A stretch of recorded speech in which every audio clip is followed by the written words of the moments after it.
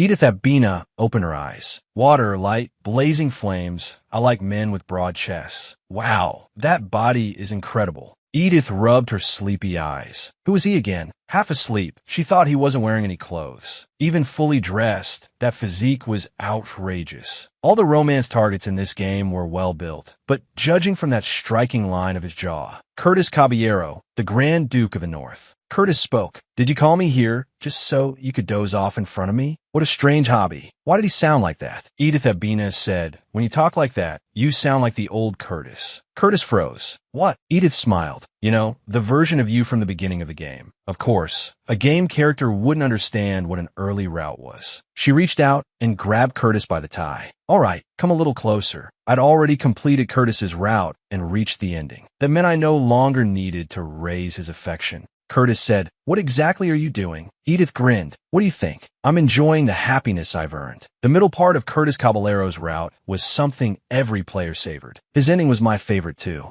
So now his cold exterior had softened, and he would follow my lead completely. Besides, marrying a duke meant getting to experience the life of a duchess. Curtis suddenly shoved her away. The happiness you've earned. His gaze turned cold. The happiness you've earned. Edith turned her face aside. Is this a bug? She laughed softly. Oh, pretending you don't know? Are you shy? Curtis was expressionless. Have you finally gone mad? He turned his head. You're always like this, doing whatever you want, as if other people's well-being means nothing to you. Edith bristled. What is he talking about? I was definitely filing a bug report with the game company. She reached out a hand. Stop joking around. Hurry up and hold me. I'm cold. Curtis's eyes darkened. You can summon someone else whenever you want. Edith threw herself into his arms. What? I don't like that kind of play. Curtis alone is enough for me. She reached up. When you frown like that, it only makes me want to tease you more. Curtis's cheeks reddened. Crazy woman. Since I wasn't hesitating anymore, I might as well go further. Curtis's weak point was his ears, right? Edith leaned close to his ear. Come here, Curtis. She stuck out her tongue and gently licked the edge of his ear. Curtis's body jolted. Edith bent over him. With me holding you like this, do you think you can still endure it? Curtis's breathing grew ragged. I have no idea what you're thinking. If this is the kind of filthy act you wanted, then it seems I have no right to refuse. Edith smiled even more deeply. That's more like it. Curtis loosened his clothes, revealing his firm chest. What other duty did a romance target in a reverse harem game have besides sleeping with a player who had won his heart? Edith lay on the bed, her heart pounding. She closed her eyes. Curtis leaned down over her, but then stopped. Edith opened her eyes. What are you doing? Curtis turned his head. What am I supposed to do next? Edith froze. I knew he was the innocent type, but asking every single time was a bit much. She raised a hand and touched Curtis's cheek. Follow your instincts. Curtis stared at her. You seem very used to this sort of situation. Edith chuckled. Why wouldn't I be? We were all over each other in the game just yesterday. I already told you. Touch wherever you want. Kiss wherever you want. Curtis suddenly covered her mouth. You must have done this with other men too. A woman like you, lewd, selfish, caring only about yourself. A trace of mockery flashed in his eyes. Yes, to you, a man's touch means nothing, doesn't it? So even if I touch you like this, it's just entertainment to you. Edith cried out. Why was he so rough today? His anger was stronger than usual, but it also made him look sexier. I'll endure it a little longer. She looked at Curtis. Every time you put your hands on me, what does it feel like? Disgust or excitement? Curtis spoke slowly, word by word. Every time your hand touches me, it feels as if my whole body is rotting. It's horrifying. Edith stared at him in shock. Wait, what are you talking about? She fell back on a bed. Why had he suddenly become so rough? But because he had that face, I was getting even more excited. Curtis said, tonight will be the last time I satisfy your ridiculous demands, so I'll cooperate properly. Edith froze. What did he mean? Curtis's eyes were calm. Tomorrow, I will be specially appointed as the knight who guards the saint from another world. Edith frowned. But I'm the saint. What on earth are you talking about? Curtis continued. So, I am no longer someone you can treat however you please. Edith Abina. Edith's face filled with horror. Wait. Curtis leaned over her. You want me to stop here? You're selfish too. Edith hurried to explain. That's not what I meant. Edith Abina. That was the villain's name in this game. Sunlight filtered through the curtains and poured across the luxurious room. Edith stared at herself in the mirror. Silver hair, purple eyes, beauty so stunning it stole her breath. I really did become Edith Abina.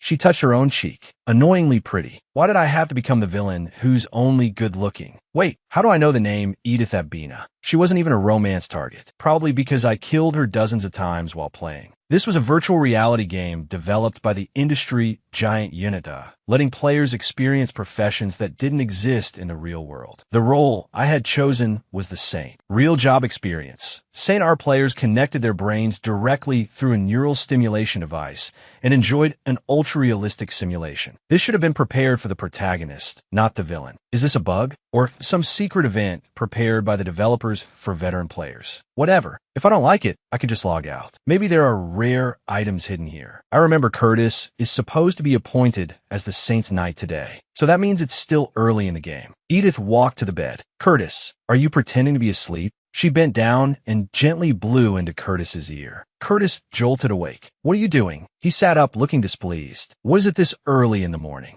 Edith looked at him. As expected, early game Curtis was icy cold. But that body was incredible. Curtis gave a faint snort. Are you staring at me? You always catch me off guard. He started dressing. Edith cried out, damn it, why are you already putting clothes on? No. She snatched Curtis's shirt away. Yesterday was such a mess. We only did it once. She held up 3 fingers. We can't waste a body like this. This is my chance with Curtis. Even if it's a bug, it's still the best bug possible. How about 3 more times today? Curtis looked dumbfounded. What? Edith said, then twice? Or at least once more. Curtis roared. Edith, have you lost your mind? You're disgusting. He yanked his shirt back. Straightening his collar, he said, I'm not blind. I can see how obsessed you are with me. You even used a knight's oath to bind me. Edith lifted her eyes and stared at him. He really did hate Edith, but Cold Curtis was sexy too. The more he acted like that, the more excited I got. No wonder he hated her. Edith had had a crush on Curtis since childhood and used it to force him into a knight's oath. In this world, knights had to protect their lady. But not only that, they were also responsible for her physical and mental well-being. They comforted her when she was sad and entertained her when she was bored.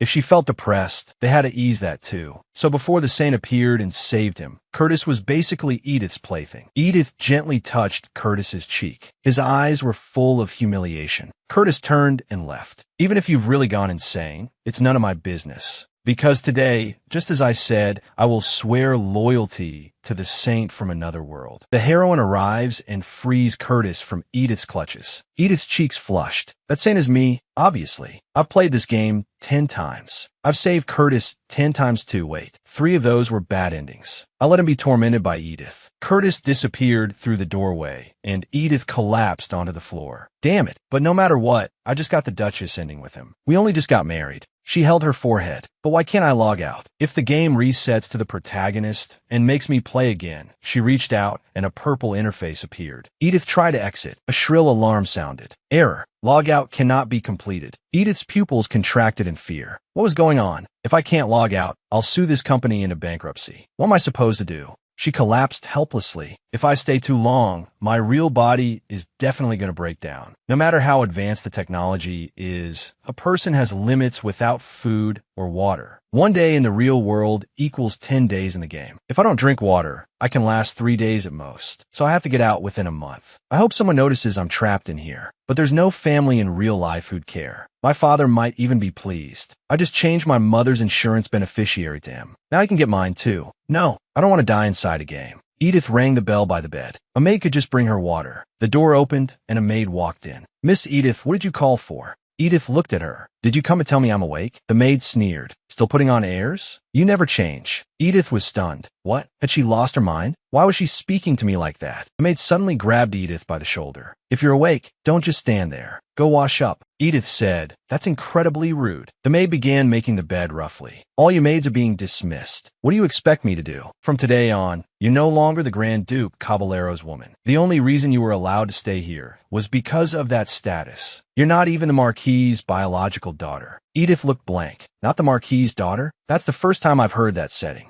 She tested the waters. Am I the Marchioness's illegitimate daughter? The maid put her hands on her hips. Still acting relaxed, are you? The Marchioness already passed away, didn't she? And you squandered all her inheritance. Do you still think you can keep living as a nobleness? Edith snorted. Classic evil supporting character setup. Looks like everyone in this house hates Edith. Fine. Until the developers fix the bug, I'll just have to endure it. There was a knock at the door. Both women turned. A butler entered. "Miss Edith, the Marquis requests your presence." Edith tried to remember the Marquis of House Abina. That lecherous, incompetent pig. I can't even remember what he looks like. The butler urged her on. "You'd best hurry." A strange smile tugged at his lips. Edith swallowed hard, unease tightening in her chest. What was going on? Curtis stood before the Marquis. The fat, red-haired Marquis sat behind his desk. Today, Curtis would be appointed as the Saint's Knight. What an idiot. She couldn't even hold on to one man. Disgust filled his face. To think things had come to this. Edith stared expressionlessly. "We really don't look alike. He looks exactly like a greedy pig. No wonder people would doubt I'm his daughter." The Marquis slammed the desk. "All support from the Grand Duke's house is about to be cut off." Edith listened calmly. That must have hurt. The Marquis's roar was deafening. "The business I'm pushing forward is in serious trouble. How are you going to take responsibility for this, you idiot?" The corner of Edith's mouth twitched. A man with no ability who only chases women. Didn't he succeed solely because of the Grand Duke family support? She looked him straight in the eye. "You should be grateful. Every bit of support you've received until now came through me, didn't it? When you were getting funding, you should have worked on increasing your own assets. Isn't that what the head of a house is supposed to do?" The Marquis froze.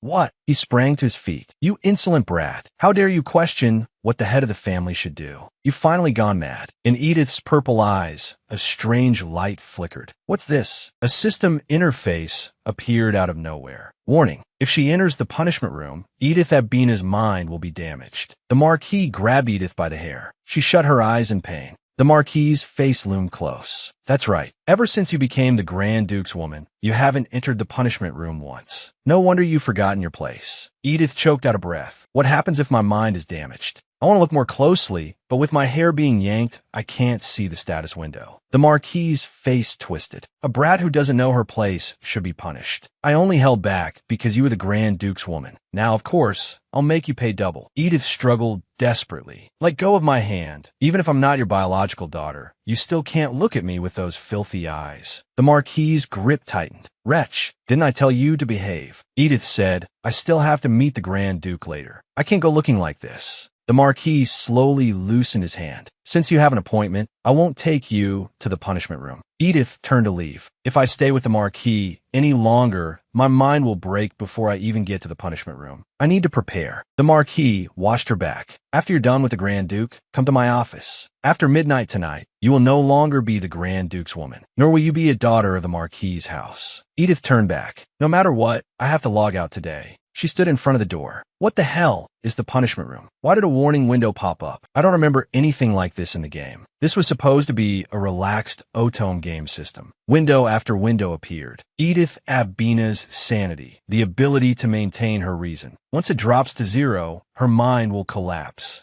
Edith Abina's spirit, the channel connecting the real world and the game world. The passage between the two worlds. It has disabled Edith Abina's logout function. I don't totally understand it, but if I want to log out, I can't let my sanity collapse. I need to find another logout method as quickly as possible. She turned to leave when a red-haired woman called out to her. "In such a hurry? Where are you going?" Edith turned back. "Who is she? I don't recognize this character." "I'll pretend I do for now." Edith answered coldly. "Back to my room." The red-haired woman folded her arms. Short answer. She smiled with contempt. "Do you still think you're my older sister?" Edith, search her memory. Could she be Edith's half-sister, Lalina? In the game, her feelings toward Edith were a mix of love and hate. So that's why she's treating me like this. Lalina laughed loudly. "You should call me Lady Lalina. Starting today, I am the daughter of House Abina." Edith remained expressionless. "Oh, I see. Then please step aside, my lady." Lalina's smile vanished. "Are you mocking me right now?" Edith looked at her. "I'm not mocking you. If I offended you, I apologize." Lalina suddenly grabbed her arm. "Are you playing games with me? If you really feel guilty, then kneel and apologize." Edith thought, fine, it's just a game anyway. Kneeling once isn't a big deal. She was just about to bend her knees when her body froze. "Why can't I move?" Warning, kneeling exceeds the range of actions permitted for Edith's character. Character collapse penalty. Force choice system activated. Choice system forcibly activated. Option 1, kill Lalina. Option 2, beat Lalina until she faints. Option 3, slap Lalina across the face. Option 4, stare at her coldly without speaking. Edith's eyes went blank. What on earth did she usually do for the choices to be like this? Still, there was one best option. Her finger moved to the fourth choice. stare at her coldly without speaking. She slowly lifted her head and fixed Lelina with icy purple eyes. Lelina stumbled back in fright. Why are you looking at me like that? Are you going to hit me again? Do you think father will stand by and do nothing this time? Edith turned and walked away. So she'd been hit before. Lelina clutched her face and screamed, "Just you wait. I won't let you get away with this." Edith left without looking back. She entered her room and stared at the system interface in front of her. This damn game. If I can really go back, I can't even pause it, let alone log out. Since I can't log out, should I try forcing a shutdown? It's just a game, but it's still terrifying. Even the real world, no matter how bad the lag or errors got, I'd never tried anything like that. How is that any different from suicide? Edith climbed onto the balcony railing. Curtis shouted, "Edith!" Edith whipped around. Her eyes were dim. I'll come back as the protagonist. Curtis! Curtis rushed toward her in terror. Edith tipped forward and fell from the balcony. Her body traced an arc through the air. So my hunch was right. A system window appeared. Player mind damaged. Automatic logout in progress. Edith raised a finger and tapped the empty air. Good, as long as I can log out. Then the system window flickered. Error. Logout failed. Edith's body plummeted downward. Her purple eyes widened in horror. The game should already be over. Why am I still falling? System error. Bright red static flooded her vision. Then Edith's body slammed hard into the ground. Blood poured from her mouth. Damn it. It hurts so much. System prompt. Error. Logout failed. The game will restart. Edith's eyes closed shut. She slowly opened them. Her purple eyes were filled with confusion. Where am I? Countless glowing images floated before her like fragments of shattered memory. These were all the scenes from before Edith died. Her gaze settled on one image. Edith smiled and said, "Going out boating like this is so nice." A black-haired woman replied, "I only became friends with Edith to get close to Curtis." Edith suddenly pointed at the water. I saw a fish. Reflected in her pupils was the figure of the black-haired woman. What? The black-haired woman suddenly shoved Edith. If I want to get close to Curtis, I have to get rid of you. At that moment, I killed my friend without hesitation. Edith fell into the water, struggling desperately. Help me. Her hand sank beneath the surface and disappeared. Could it be that killing Edith triggered some kind of magical punishment? Is that why the error happened? That's not fair. The route you designed requires Edith to die in order to unlock multiple endings. A man appeared before her. Our designed route? That's a rather hurtful thing to say. He smiled. Our game is famous for its high degree of freedom. Edith looked at him. That face. It was the assistant. She rushed forward and grabbed the assistant by the collar. Enough nonsense. Let me out of this game right now. The assistant smiled. Impossible. He lightly held Edith's hand. You are not trapped in a game experience. You are trapped in a live game. This world was built by Edith herself, perfected through countless deaths and rebirths. Edith muttered under her breath. Did I accidentally enter an unreleased game? The assistant wandered among countless data screens. You cannot leave until you complete the goal she set. Even I, as the assistant, can do nothing. Edith was furious. What kind of joke is this? If I don't go back soon, I'll really die. The assistant smiled. Then you'd better start the game quickly. Time moves differently here than in your world. If you spend a year here, you really will die.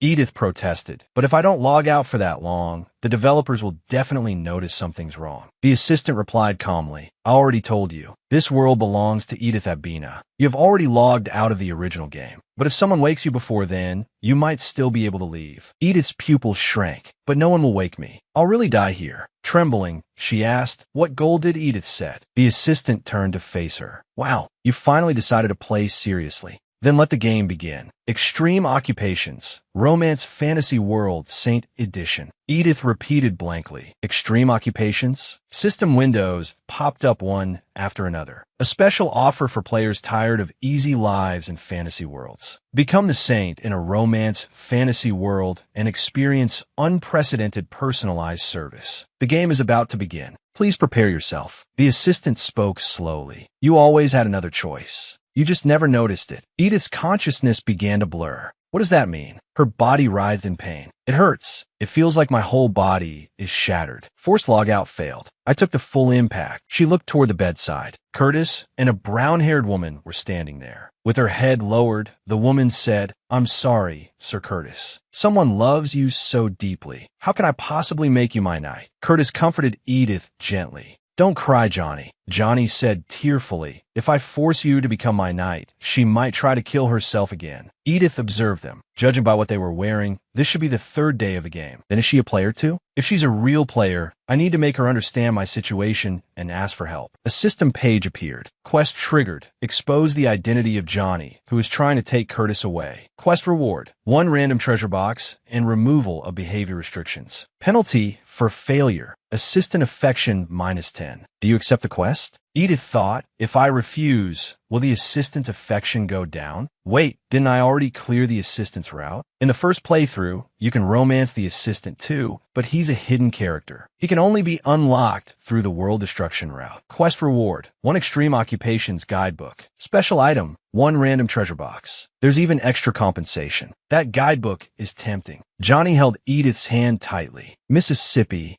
you're finally awake. My name is Johnny. I'm the new high priestess from the Grand Temple. But your condition was so serious, and I was the closest one there. So I treated you first. Edith tried to speak. Thank you. But an invisible force sealed her mouth shut. What was this? Why couldn't I open my mouth? System prompt. Due to character settings, you cannot say anything inconsistent with the role. Edith Abina's personality is arrogant, rude, selfish, and greedy. Edith lowered her head. I can't even say thank you. What kind of trash game is this? She suddenly shook Johnny's hand off. Johnny gasped. Curtis flew into a rage. What? How can you treat the person who saved your life like that? Edith crossed her arms, looking displeased. Johnny held her own hand. Please don't scold the lady too harshly. I must have been too presumptuous and made her uncomfortable. Curtis stared at Johnny. How can you still be thinking of her in a situation like this? Edith looked helpless. How am I supposed to romance Curtis under these conditions? Is this really a dating sim? If they force me to play identity games too, then this isn't just a romance simulation anymore. Let's open Curtis's status window first and see if he's really still a romanceable character. Curtis Caballero. Occupation, Commander of the Knights. Current location, Imperial Capital, Caballero Estate.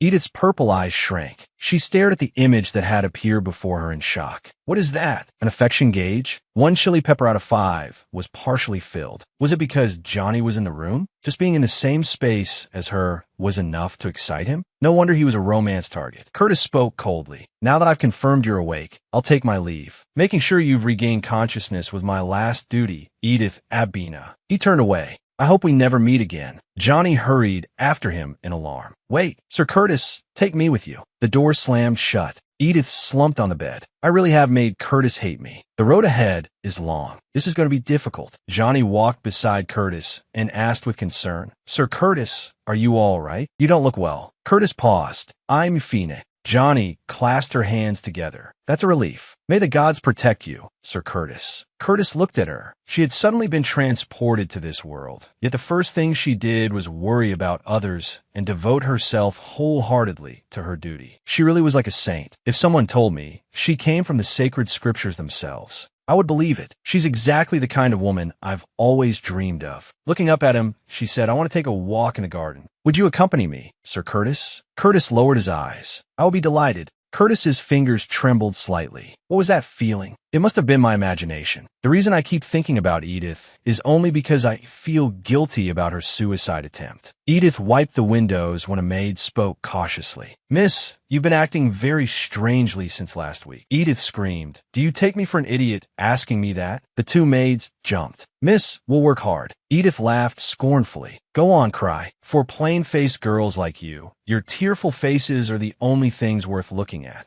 She kept wiping the window. As punishment for attempting suicide, Edith Abina's character settings had already begun to collapse, and acting in ways that didn't fit the role would only speed up the process. So, if I want to figure out who I really am, I first have to make this character setting collapse. Edith clenched her fists. Maybe at the same time, I can send a distress signal to the real-world player controlling me. Only then can I escape this damn condition. System window prompt. Choose how to punish the maids. 1. Slap them. 2. Forbid them from eating. 3. Have them beaten. 4. Clean their room for them. If this choice is ignored, there will be a penalty. I can only pick the one that doesn't involve abuse. Edith glared at the maids. How dare you interrupt me? I'll teach you a lesson. The maids froze. How will you punish us? Edith turned her head. I'm not doing that. If I really hit them, another window would definitely pop up. The maids looked at each other in confusion. Is your way of punishing us? Doing our work for us? The other maid asked uncertainly. Are you sure you're trying to bully us? One maid boldly grabbed Edith by the wrist. Maybe it's because I haven't worked at the Marquis estate very long, but Mississippi, I really don't think you're bullying us. You're just someone who's easy to misunderstand. The pink-haired maid cried out and slapped her hand away. Jedi, how dare you touch Miss so casually? She stood in front of Jedi. Miss, Jedi used to be a commoner. She doesn't know the rules. That's my fault. If you must punish someone, punish me as her superior. Edith looked exasperated. That's not it at all.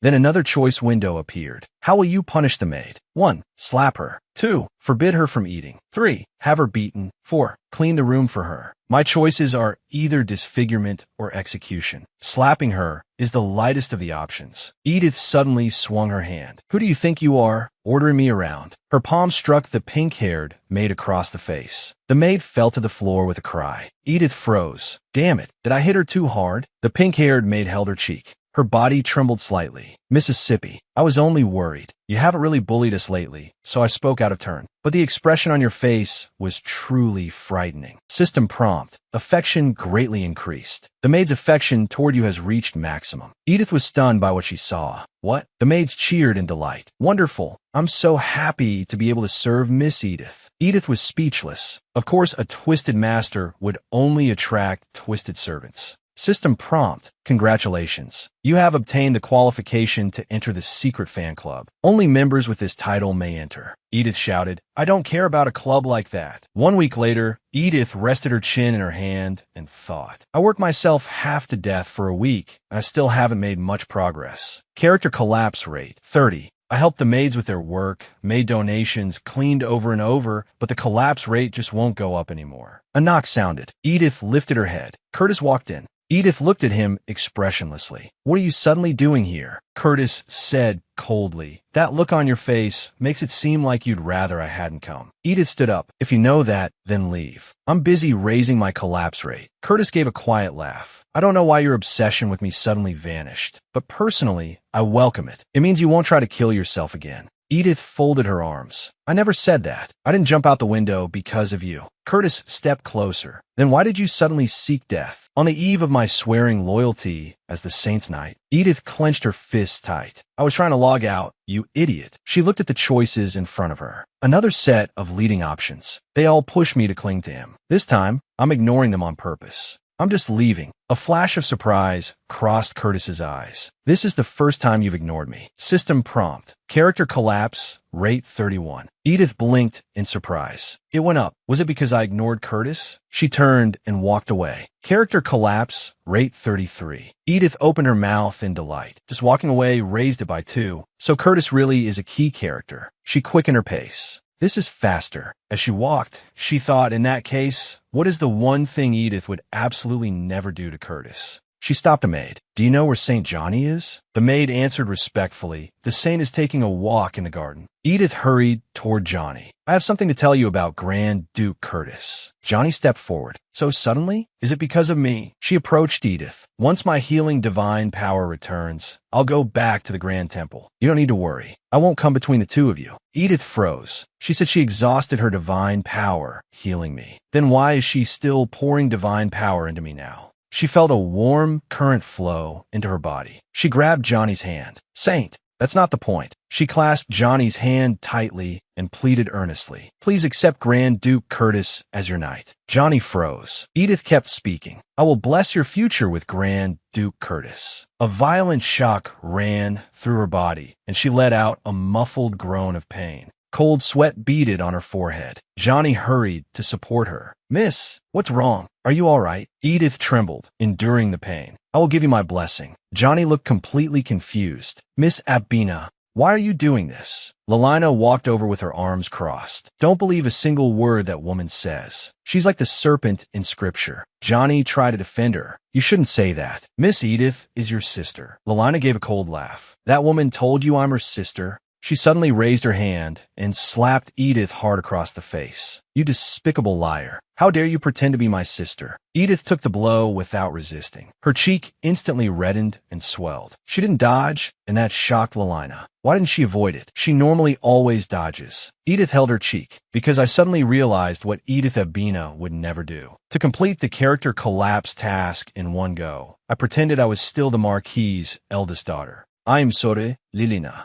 A feverish light shone in Edith's eyes, a pure kind of madness. Lelina was shaken by that gaze. You crazy woman, did losing your position finally make you lose your mind? Or is this some new trick to torment me? Edith grabbed Lelina's arm. I'm not some lady anymore. How could I torment you? Tears slid down her face. All this time, I failed to be a good older sister. I am truly sorry. Johnny screamed in terror. Miss, you're bleeding. System warning. Character collapse rate has exceeded 90. Edith suddenly coughed up a mouthful of blood. It stained her clothes red. System warning. As a penalty for character collapse, you will be affected by the abnormal status, hemoptysis. Everything went black before Edith's eyes. Her vision blurred, and she collapsed to the ground, completely losing consciousness. Unbelievable. There had once been peaceful days for Edith Abina and Curtis Caballero. In the garden, Curtis smiled faintly. Hello, Miss Edith. Edith's cheeks flushed, and she nervously gripped her skirt. Ashilo. Curtis narrowed his eyes. What a cute little girl. Nothing like my sister. Edith's heart leapt, her cheeks burning. From the moment they first met, Edith fell in love with Curtis. She gazed up at him, her heart pounding wildly. Curtis didn't feel the same, but the two still gradually formed a quiet friendship. At the time, their families interacted frequently due to a business alliance, so they had many chances to grow close. If that emotion that stained her young heart black in that instant could even be called love. Even after Edith's birth mother was exposed for adultery, even after her mother died of the plague, they remained together. Edith trembled all over. I'm a mixed blood. Father might drive us out.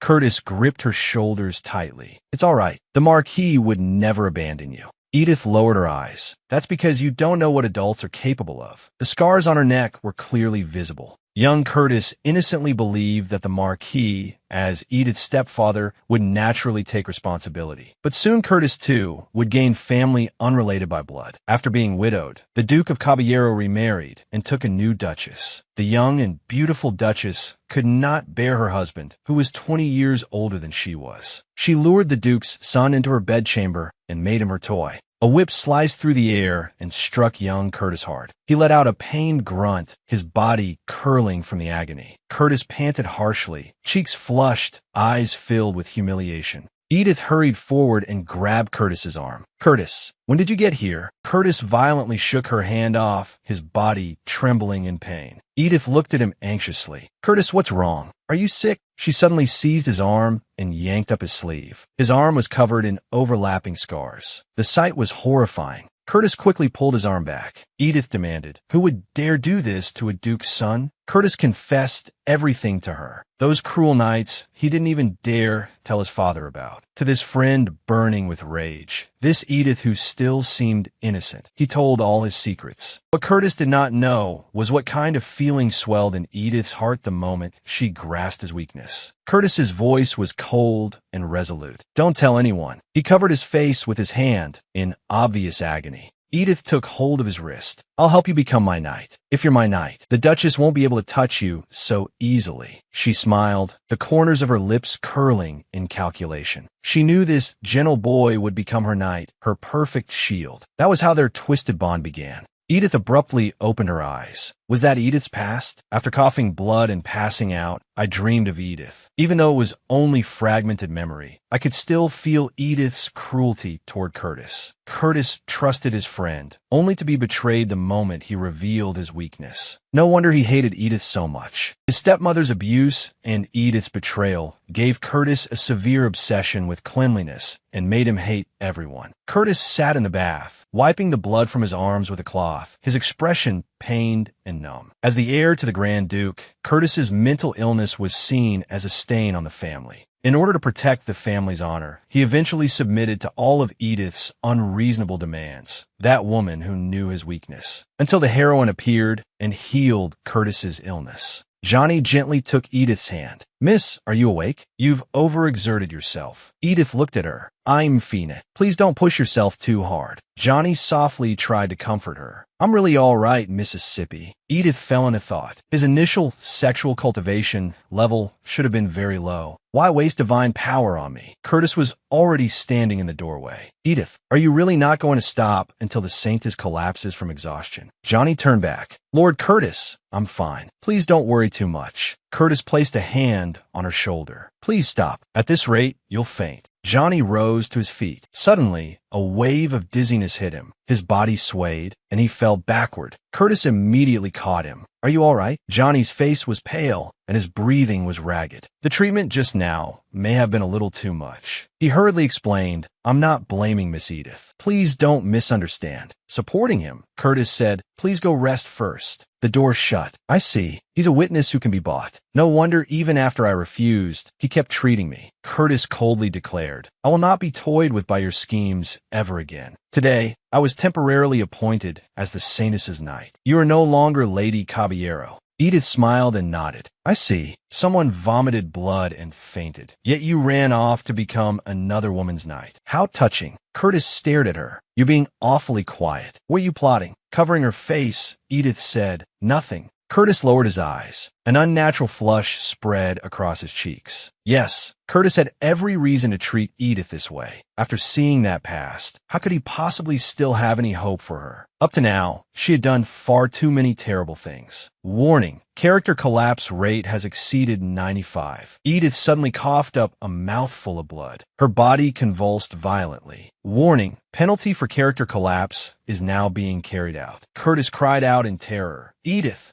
Edith, shove him away. Don't you hate being near me? Forcing a smile, she said, Curtis, congratulations on becoming Miss Johnny's knight. Curtis looked stunned. What? Edith raised her head. I'm sorry for everything I've done. Warning, character collapse, rate 100. An invisible shackle shattered apart. Edith's eyes widened in shock. The feeling of restraint was gone. She threw out her arms and cried with delight. I'm free. It felt as though her soul had broken out of a cage. Curtis stood dumbfounded. What is going on? Did vomiting blood make you lose your mind? Edith turned and ran. Sorry, I'm fine. I'm just too happy. I have something urgent, so I'm leaving first. Curtis reached out a hand. With your body in this condition, where are you going? He frowned deeply. What the hell is going on? Could it be she doesn't need me anymore? Edith dashed out the door. Please, somebody call an ambulance. He's covered in blood. Stumbling forward, Johnny looked confused. Miss, what are you suddenly talking about? But then Edith grabbed his hand and urgently blurted out an address. Hurry, I really will die here. I've already been trapped in this game for a week. Johnny tilted his head innocently. Miss, how do you know the word ambulance? Do people in this world use that to call for help too? Edith shot back. I'm a player too, just like you. Johnny blinked in confusion. I don't understand games at all.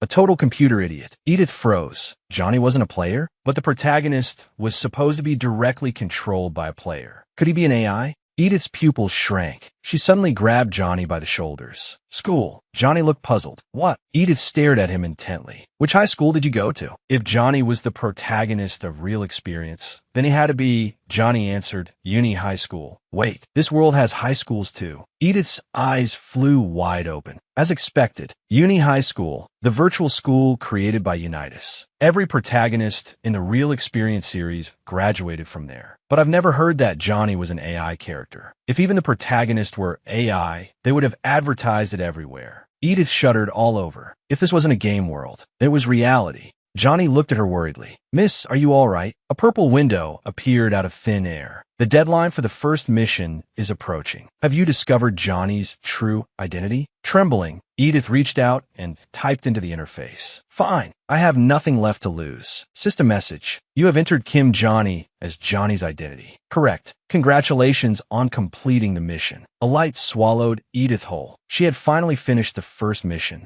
The assistant appeared. Smiling, he placed a hand on his chest. You took a little time. I was somewhat worried, but you got it done in the end. Edith glared at him. You said this world came from some extreme job game. Then this should be a game world. So why is no player controlling Johnny? The assistant spread his hands. I never said this world was a game made by Unitas. Edith's pupils contracted. Impossible. I thought it was a system error that I'd gotten trapped in an unreleased Unitas game. But if this isn't even a Unitas game, Then where the hell am I? The assistant answered calmly. This is a game world, just not the kind of game you were imagining. Extreme Job was created by Edith Abina. As I said before, if you want to return to reality, you must complete the goal she set. Edith shouted angrily. Then what exactly is that goal? The assistant asked calmly. In the real experience Sanus route, what did you as the player do? Edith answered frankly. I captured all the male leads. The assistant nodded. You fell in love. Edith looked away. You could put it that way. The assistant explained. In any case, Edith's AI was obsessed with Johnny and created this world. Now you must help Edith Abina experience true love. Edith's pupils shrank in shock. Edith Abina had a true love. The assistant answered firmly, yes. Although Unitas never officially announced it, there really was such a person. Edith pressed who? The assistant spread his hands. Since it was never officially announced, I don't know either. You'll have to find the answer yourself. If you conquer the male leads and find true love, you can safely return to reality. Edith burned with rage. This damned world doesn't even have any male leads. The assistant raised one finger. But you can see the affection meter, right? Edith trembled with anger. You call that an affection meter? This world is full of disgusting lust. Those so-called male leads don't like me at all. Curtis would even snap my neck. She suddenly raised her hand. The assistant floated elegantly in the air. If you keep playing, you'll understand. That is all I have to say. Edith roared. You bastard. Get down here before I lose my temper. The assistant chuckled. I almost forgot something important. This game is a dating sim, but it's also a job simulator. Your ultimate job is Saintus, so you need to properly fulfill those duties as well. Edith screamed in despair. Who mixes a job simulator with a romance game? The developer was Korean. Edith was also a Korean-made AI. Wait, in the Extreme Job Saintus route, the Saintus was Johnny. So how am I the Saintus? The assistant snapped his fingers, and his figure gradually faded. You'll understand soon enough. A new interface appeared. First mission, Johnny's identity. Reward item delivered. A thick book appeared out of nowhere. On the cover were the words, Strategy Guide, Author, Assistant. Edith gritted her teeth. That little assistant. One day, I'm going to smash that pixel face of his. The book flipped open on its own, and strips of glowing golden text danced through the air. Everything you want to know about the world of Extreme Job. I can't tell you all of it, but I'll share what I do know. Edith trembled with fury. That little bastard. Words appeared on the page. Just like in the previous game, there are 5 male leads here. An image of a black-haired, blue-eyed man appeared. He is Duke of the North, Curtis. Another man appeared. Count Prince Aslit von Wienhardt. Duke of the South, Balfairs. Lucas of Toledo, and the master of the Magic Tower, Clive Norton. If you want to escape this game, you must find Edith's true love among these 5 men. Edith looked at the book. Fine, it definitely isn't Curtis. He's out. There's too much bad blood between us, and we've already slept together. At least I don't have to go after the hardest one. Among the remaining candidates, the easiest target should be... Edith's finger slid over the page. A sly smile appeared on her face. You're the first bastard I'm going after. Balfairs Toledo, with women in both arms, drowning in wine and pleasure. He is the son of the Duke of Toledo, ruler of the rich South, famous for its entertainment district and indulgent decadence. Though he bears the title of the gracious Duke of the South, he is a complete rogue. Otzloshit's playboy. The royal family even gave him the nickname Trash Industry. Edith walked through the street in a cloak. He's not my type at all, so I never played his route. I have no idea how to approach him. At least I still have the strategy guide. Balfairs Toledo's ideal type. Full breasts, a slim waist, and a perky ass. Edith came to a sudden stop. This was the Red House, the largest casino in the capital. Balfairs should be inside. All right, I'm going all in. She threw off her cloak, revealing a gorgeous purple dress. With Edith's face, I'm ready. The magnificent hall buzzed with noise. Edith looked around. Where is Balfairs? Then she was stunned by the sight before her. One man stood out amid the chaos. He had blonde hair and blue eyes, reclining lazily on a red sofa, holding a glass of champagne. Edith walked up to him and spoke softly. Excuse me. She bent down, her voice carrying a hint of seduction. Is this seat taken? Winning him over might be even more fun than I thought. Balfairs replied coldly. Are you blind? I'm sitting here. Edith cursed inwardly. Harder to deal with than I expected. Putting on a pitiful expression, she said, then, may I sit here for a moment? My legs are really sore. Ballfairs glanced at her. Didn't expect you to be this direct. Fine, sit next to me. Edith sat down beside him and asked softly, did something unpleasant happen today? You don't seem to be in a good mood. Ballfairs paused, his hand tightening around the glass. I was a bit cold just now. Today hasn't been a good day for me. Sorry if I offended you. Edith replied gently, it's all right. I'm not offended. I was just a little worried. Ballfairs said, you're really a kind person. Edith gave her name. Edith. Ballfairs stiffened abruptly. His glass nearly slipped from his hand. Under his breath, he repeated the name. Edith. He suddenly turned his head, his gaze sharp as he stared at her. Edith Abina? A warning bell rang in Edith's mind. What kind of reaction is that? Does he know who I am? Edith already had history with Curtis. Does she have history with Ballfairs, too? Edith hurriedly waved her hands, forcing herself to stay calm. I'm just a commoner. I don't have a family name. He doesn't seem to recognize my face. I'd better keep hiding my identity. Ballfairs let out a sigh.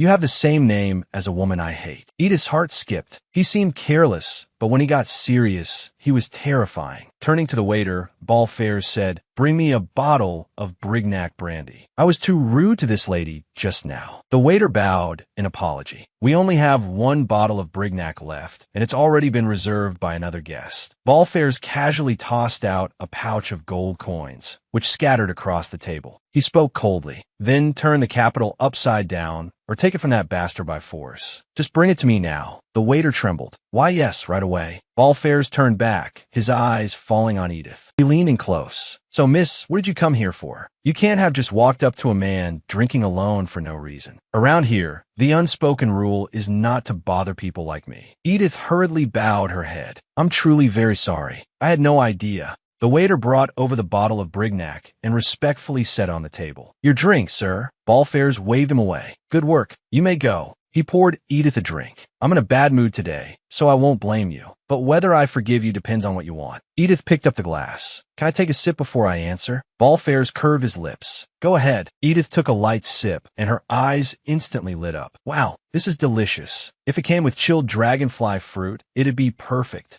Ballfairs looked at her. Is it really that good? Edith nodded eagerly. Really, really good. She set down the glass. Right, you asked why I came over. Edith leaned forward and flashed a brilliant smile. Because your face is completely my type. Bending toward Ballfairs, she whispered, you're incredibly handsome. I really want to get deeply entangled with you. Ballfairs froze. What did you say? You want to sleep with me? Are you insane? Edith smiled. I just have excellent taste. Don't worry, I won't cling to you after one night. I won't act pathetic. You don't even have to stay until morning. I like sleeping alone. Ballfairs suddenly rose to his feet. Haven't you heard the rumors about me? You must have to be this bold. He allowed a soft sigh. You really are fearless for someone raised so delicately. Edith gasped, Mr. Ballfairs. Ballfairs tilted his head. Maybe giving you a little lesson wouldn't be so bad. Excitement sparkled in Edith's eyes. Yes, teach me right now. In a hotel suite near the Red House, Ballfairs pinned Edith down on the bed. In a low voice, he murmured, relax. Edith struggled. I don't want to. Ballfairs bent down and ordered, Miss, spread your legs. His tone sharpened. I said spread them. Edith shoved them away. I said no. She sat up, grabbed a bottle, and drank straight from it. Ballfairs sighed. Honestly, didn't you say you could hold your liquor? Edith let out a drunken hiccup. Of course. I can drink tons. I never get drunk. Ballfairs snatched the bottle from her hand. Miss, if you keep drinking like that, you'll die. Edith let out a shriek. My alcohol. She collapsed to the floor, crying like a child. My precious booze. Ballfairs sighed. Miss, your drinking habits are really something. Edith raised tearful eyes. Are you saying I stink? She sniffed at herself. That's weird. I bathed this morning. Why would I smell? Ballfairs waved his hands in alarm. I'm not saying you stink. Edith suddenly understood. Oh, right. It must be because I spilled alcohol on my clothes. No wonder. She removed her soaked outer dress, revealing a lace slip underneath. Her silver hair spread out against the floral backdrop. She looked like a dream. Ballfairs stared, entranced. In a low voice, he praised, You're really beautiful. Your skin is pale and smooth. You don't look like a commoner at all. Are you really a commoner?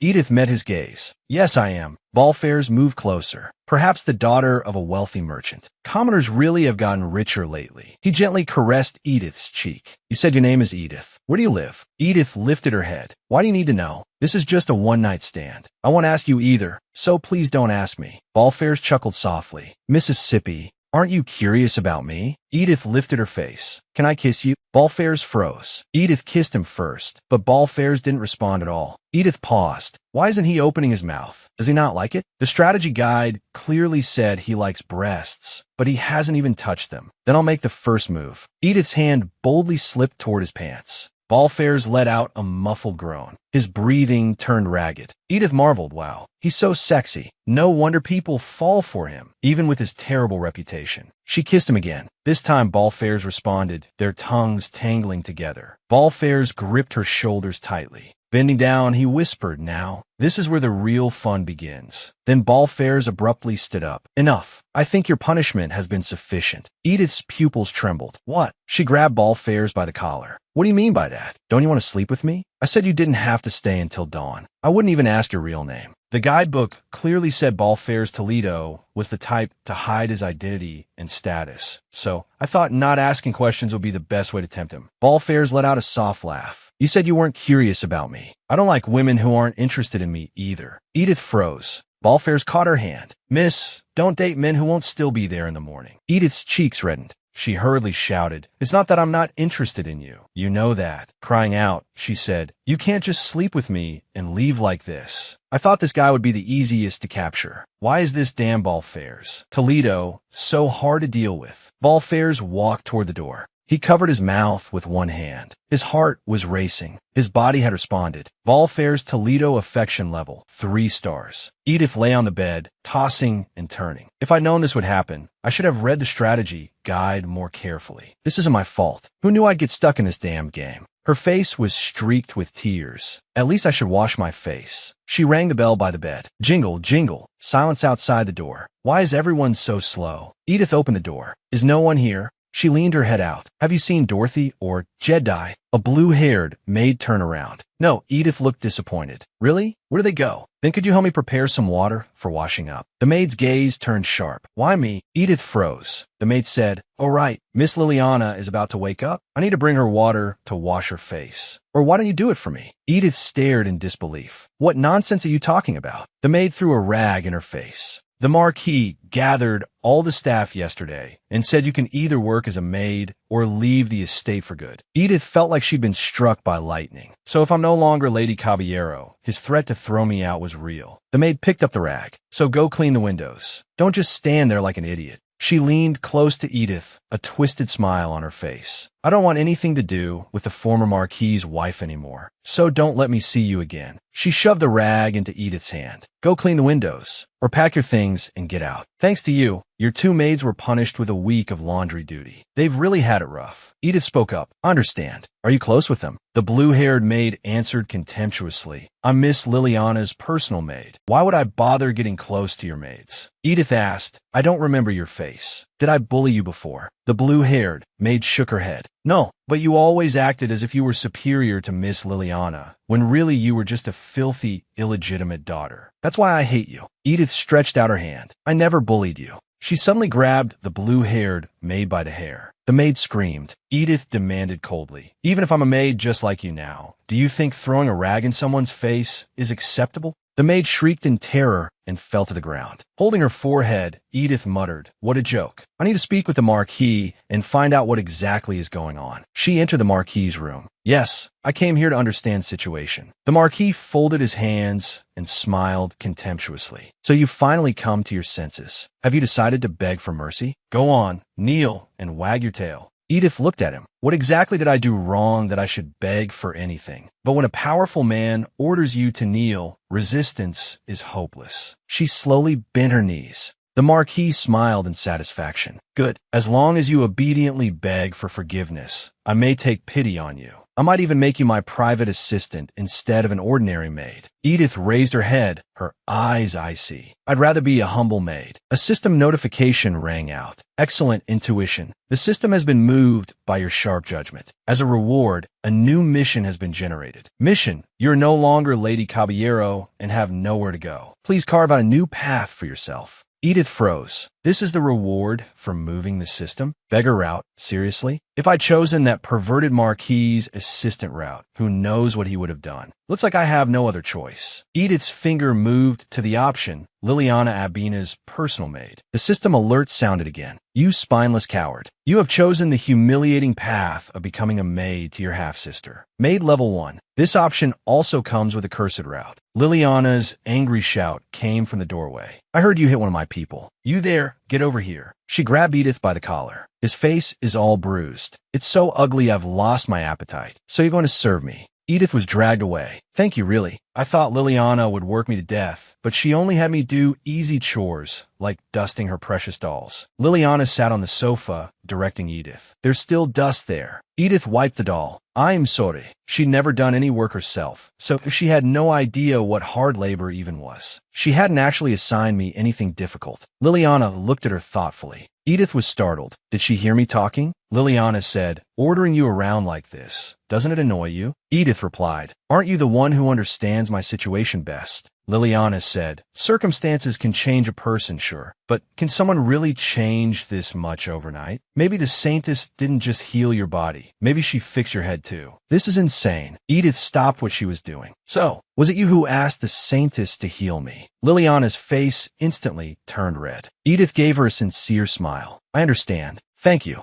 Liliana's cheeks were crimson. She shouted back, shut up. Anyway, you're my employee now. Standing to one side, Edith said, I'll do my best. Liliana continued, if you mess anything up, I'll fire you. So don't slack off. Edith held out a document. By the way, while we're talking, could you sign this? Liliana looked bewildered. What is this? Edith explained, an employment contract. Since I've officially been hired by the Marquis household, of course, I need a contract. I may not know much, but I'm absolutely getting overtime pay and holiday wages. Liliana looked utterly confused. So when she said she'd do her best, was it just for money? She shouted in exasperation. Bring me a pen. Honestly, I can't stand her. They say if you're going to be a servant, work for a noble house. The wages here are double the normal rate. After all, the house of Marquis Abina is still one of the great families. Standing on a ladder, Edith vigorously flicked a feather duster. And being Liliana's personal maid isn't tiring at all. This is great. I need to save money quickly and go see ball fairs again. A voice suddenly spoke. What exactly are you doing here? Edith turned around in shock. Curtis!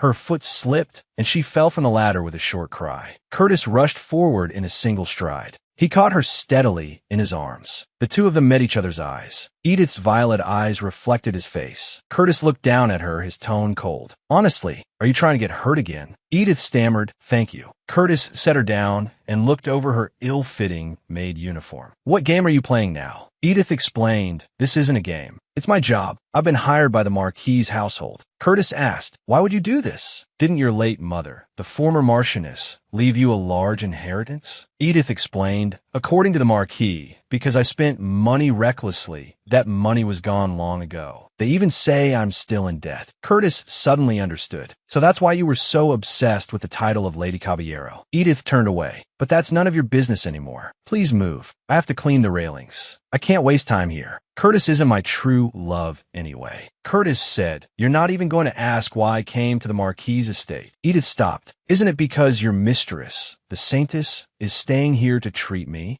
She turned around. If it's about the official papers dismissing me from my former status, I already signed them this morning. Curtis's voice dropped lower. Are you angry with me? Because I let you end up like this. Edith answered calmly. Why would I blame you? It was that illegitimate daughter who squandered the family fortune. I'm not dissatisfied with my current situation. She climbed back up the ladder. Anyway, I'm busy, so please leave. If I finish cleaning the outside railings today, Liliana promised me a bonus. Curtis said, is money really that important to you? What exactly do you need it for? As Edith wiped the railing, she thought, yeah, I'm in a hurry. I have to deal with the other 4 within this time. I only had 1 year to begin with. 1 month has already passed. Now, there are only about 300 days left. Curtis looked at her. If you need money, I can give you some. After all, I bear part of the responsibility for your situation. He paused, but with your pride, you probably wouldn't accept it. I shouldn't have said that. Edith whirled around. I'd be happy to accept. Her eyes gleamed as she held out both hands. Please give me the money. Curtis was completely stunned. What exactly do you need money for, to go this far? Edith answered frankly, I need to go to the Red House. It's a matchmaking place. Curtis pressed. What are you doing at a casino like that? Edith said, there's someone there I need to meet. Curtis's face darkened. He clenched his fists, his body trembling slightly with anger. He turned and walked away. You really haven't changed at all. And for a moment, I actually thought you had. What a stupid mistake. A system window suddenly popped up before her eyes. You were about to enter Curtis's cold woman, regretful man route. Continue? Edith thought, I cleared Curtis's route 10 times. I've never seen this keyword before.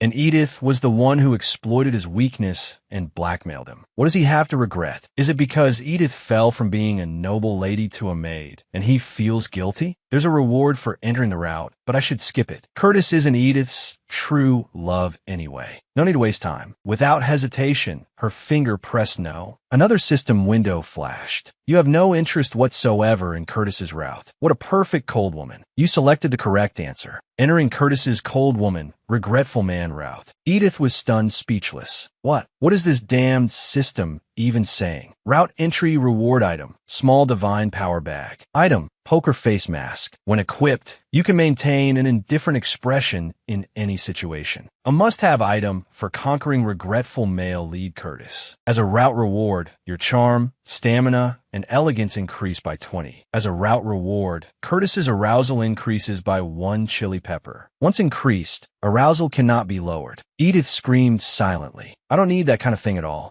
Maybe because I entered Curtis's route, my reputation rose too. Life as a maid grew easier day by day. One maid set a bowl of stew on the table. If it's not enough, I'll bring you more. Look at those skinny arms of yours. How are you supposed to work like that? I'm really worried. Miss Edith, you're so capable at work. Thanks to you, miss, work has gotten much easier lately. All the maids' faces were glowing. Another maid handed over a pudding. Here, this is for you. You like sweets, right? Edith's eyes lit up. Wow, pudding. It looks so delicious. Honestly, everyone treats me much better now than when I was still a noble lady. As my level rises, my reputation keeps climbing too. Being a maid doesn't seem so bad after all. One maid sighed. I really misunderstood Miss Edith before. She's so sweet and humble. Miss Edith doesn't just sit around. She's actually quick with her work. Trying to help proactively isn't always a good thing. Just look at that saintess, what's her name? Johnny. Edith scooped up a spoonful of pudding. I used to act like that, too, to raise Curtis's affection. Curtis likes girls who are a little clumsy and absent-minded. But Johnny isn't even a player, so why does she do such a stupid thing? A maid said, earlier she tried to wash peeled potatoes with soap, so we had to throw them all out. Good grief. Didn't she try to wash carrots yesterday, too? There she goes again. The kitchen door was suddenly pushed open. Johnny poked his head in. Hello, everyone. I've come to help again today. Hello, Mississippi. Edith smiled and waved a hand. You don't have to call me Miss anymore. Johnny said, how could I? Miss Edith, you're still the daughter of the Abena Marquis household. We wouldn't dare be so rude.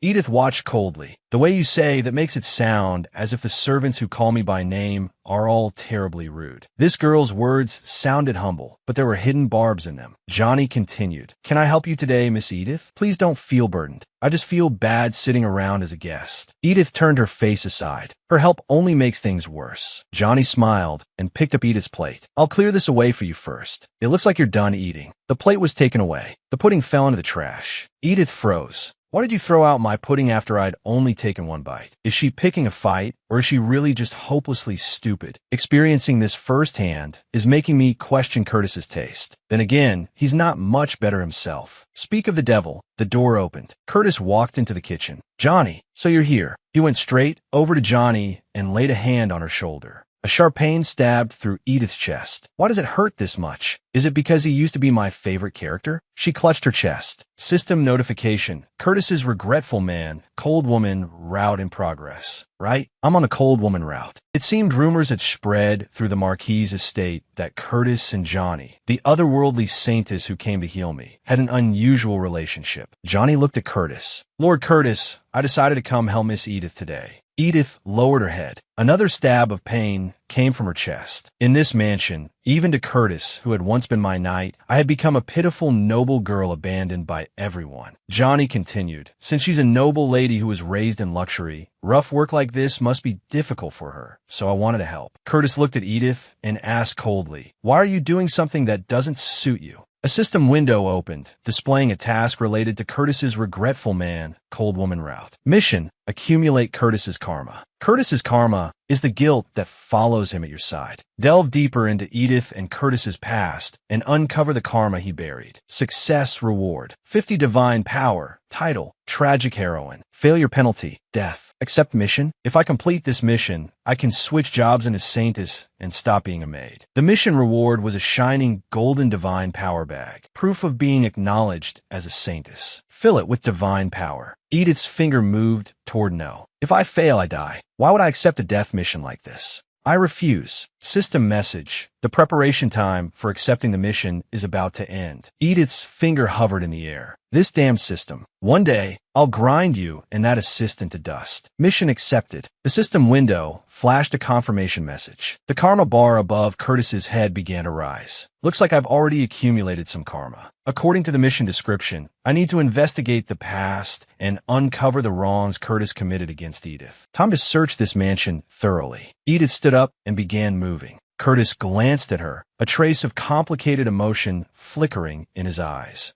As expected, traces of Curtis's karma were scattered all over the Marquis's estate. Edith's fingers brushed an envelope, and a buried memory surfaced. The Edith of the past stood in the middle of a room. Father doesn't seem to like me. Curtis sat on the sofa. Without even raising his head, his eyes fixed on his book, he said, "Impossible." Edith's voice trembled slightly. But after Liliana was born, he canceled my education as heir. Curtis finally looked up. Didn't you always hate studying? Is that why? Edith said, I didn't hate studying. It was just that father's training was so harsh, it left me exhausted. Curtis said, you always worry over trivial things. You should fix that habit. The fragment of memory faded away. System notification. Curtis's karma increased by 5. Edith looked at the system page. In only half a day, 60 of Curtis's karma bar had filled up. That bastard Curtis. No matter how the Marquis treated me, he should have trusted Edith at least a little. Edith stood there, lost in thought, then kept searching for the next clue. Strangely enough, both my father and the Marquis maintained respectable public images. Before the Grand Ducal family, they played the role of gentlemen. He had once comforted young Curtis after he lost his mother, and later even helped him when he was abused by his stepmother. How ironic. He was abusing his own daughter too. Edith's eyes fell on a portrait. An envelope icon appeared over it. Theodore. She reached out and touched it. A flood of memory poured in. Curtis grabbed Edith by the shoulders. My father sold Theodore off to the battlefield. Did you force him to go? Edith trembled all over. I was just afraid of losing you. Curtis was furious. How dare you use that innocent child's feelings? Just to keep me by your side as your personal knight? Theodore died because of you. System notification. Curtis's karma increased by 10. Edith hugged the portrait, her body trembling slightly. I see now. Edith had always loved Curtis deeply, enough to use his younger brother just to keep him. That must be why my heart hurts now. Maybe I should fill Curtis's karma bar all the way to 100. In the corridor, Curtis was walking straight toward her. His footsteps echoed through the empty hall. He stopped at the doorway. Seeing the portrait in Edith's hands, he asked, why do you have that child's portrait? Do you know how he died? Edith stiffened. Why are you here now? I knew Theodore too. What's strange about me keeping his portrait? Curtis's tone was cold. I've heard you've been getting close to the saintess lately. Are you planning to make her the second Theodore? Edith looked up at him. What do you mean by that? A system window appeared. A. I still believe Theodore died because of me. B. Yes, that is exactly what I plan to do with Johnny. C. How about giving me that money again like last time? Why bother asking? To be honest, I really wanted to ask for money directly, but now wasn't the time. Edith's finger pressed the option. Why bother asking? You wouldn't believe me anyway. She turned and walked away, leaving Curtis standing there. System notification. Curtis's karma increased by 15. Night fell. The red house blazed with lights. Edith sat at a table, lost in thought. All fares. I thought he'd be the easiest target, but seeing him is difficult enough. Maybe I should go after someone else first. The next target is Lucas, but finding him will require a huge sum of money. On a maid's wages, I can afford to rent a carriage to the Red House, but buying a slave through illegal channels? That's impossible. In a dark prison cell, a man hung from chains by his wrists. That was Lucas. Do I really have to buy Lucas like the original protagonist did? Or maybe I could sneak into the black market and steal him out directly. The bartender pushed a green drink across the bar. How does an innocent-looking lady like you end up infatuated with our boss? It seems like you're only looking at his face. Our boss's personality is much worse than he looks. Edith looked up. He didn't seem that way to me. Lowering his voice, the bartender said, I'm serious. Do you know how many people our boss cheated yesterday? He slid the drink toward Edith. Anyway, the boss won't be here for a while, so have a drink while you wait. Edith's eyes lit up. It looks so pretty. So delicious. Ballfairs suddenly appeared and reached out to snatch the glass from Edith. Frowning, he demanded, "What kind of girl drinks like this in broad daylight? Miss, are you an alcoholic?" Edith answered calmly. No, Ballfairs asked. "Then why do you drink every time you come here?" Edith said, "I don't have money to gamble, so all I can do is drink. After all, this place is both a casino and a bar." Ballfairs sighed helplessly. "If you have nothing to do, why not just stop coming?" Edith let out a sigh. "Then I wouldn't get to see you." Ballfairs asked, "Why do you want to see me that badly?" Edith answered, "I already told you. Your face is completely my type." Ballfairs replied coldly, "But you're not mine." A faint smile rose on Edith's lips. "Looks like my face is exactly his type." Ballfairs leaned against the bar. "Miss, confidence is a good thing, but clinging to a man who isn't interested in you isn't very attractive." Edith shot back. "When was I ever clinging to you? I'm just sitting quietly at the bar, admiring your face." Ballfairs said, "But a customer who only drinks and never gambles, yet comes every day, isn't good for business." Kubo suddenly cut in. "That's not true. Boss, thanks to her, we've been getting more male customers lately. Some even come just to see her." Ballfairs turned his head, and the two men immediately flinched. Ballfairs looked at Edith. "Miss, it seems those rumors have made you think I'm easy to deal with. But no matter what kind of bastard I am, I don't just sleep with people casually." Edith raised her head. "So to you, I'm just someone casual? You dragged me to a hotel and saw my whole body. You clearly liked it then. Now that you've lost interest, you're just going to throw me away." Ballfairs froze. The Kubos whispered excitedly, "Wow, our boss is such trash. Doesn't he only go for people of his own kind? That girl looks so innocent. Now he doesn't even have standards anymore. As expected of our king of garbage." Ballfairs trembled with rage. He grabbed Edith by the wrist. "Mississippi, come outside with me." Edith struggled and shouted, "No, I'm a paying customer too. I paid the entrance fee." Ballfairs let out a sigh. He slung Edith over his shoulder in one swift motion. Edith screamed in panic, "Put me down. Put me down now." The Kubos whispered excitedly, "Oh, miss, looks like the boss finally gave in. Good luck, miss." Ballfairs pinned Edith against the wall. "Mississippi," he leaned down close. "Do you really want to sleep with me?" Edith smiled. "Yes, but not just sleep together. Hurry." Ballfairs lowered his head. "I see. Miss, you've fallen for me." Then his tone changed. "But I can't do that with you." Edith's eyes widened. "Why? Is there a problem?" Her gaze sharpened. "Wait, you're not a virgin, are you?" Ballfairs instantly went rigid. His face turned bright red. Edith covered her cheeks with both hands, screaming inwardly, "No way." Blushing furiously, Ballfairs demanded, "What's with that disbelieving look? Do I need a reason to protect my purity? I just don't want to sleep with anyone except my future wife." Edith thought, right? The male lead in a romance novel has to belong only to the heroine, and he has to be an experienced virgin. Even if he's never so much as held a girl's hand, everyone thinks he's a playboy, only for him to turn out to be a virgin. Readers would go crazy for that setting. Edith cautiously asked then, "Do you already have someone in mind as a wife?" Ballfairs shook his head. "Not yet." Edith's eyes lit up. "That's great. Then please consider me. Please let me be one of your wife candidates." Ballfairs looked helpless. "Miss, you really are hopeless. Are you mentally all right?" Edith's cheeks reddened. "Just in case, let me ask one more thing. Then, that kiss before, was that your first kiss too?